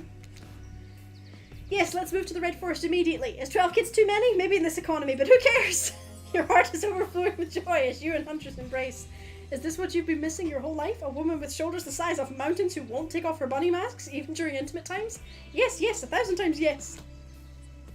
You stare into the sunset and picture your life together. Happiness is real. Okay! Oh lord, alright. Cool, yep, continue. The Huntress lifts her mask and you finally lay eyes on her breathtaking natural beauty. You know, the cabin I grew up in doesn't have the amenities that my luxurious new beach house has. I'm used to living as a beast, breathing in the river, running wild through the bushes. Fuck. While telling you this, Huntress has left her bathing suit behind and entered into the jungle. You haven't lived until you've been one with nature. Rawr! You chase Huntress into the woods, leaving your own bathing suit behind. You pathetic little gay, you. Yeah! With your little rawr. Yeah, rawr. We made it, Rawr. and we still don't know why you were on the fucking island. No. That we was lived awful. though. We lived and we got laid. It was terrible.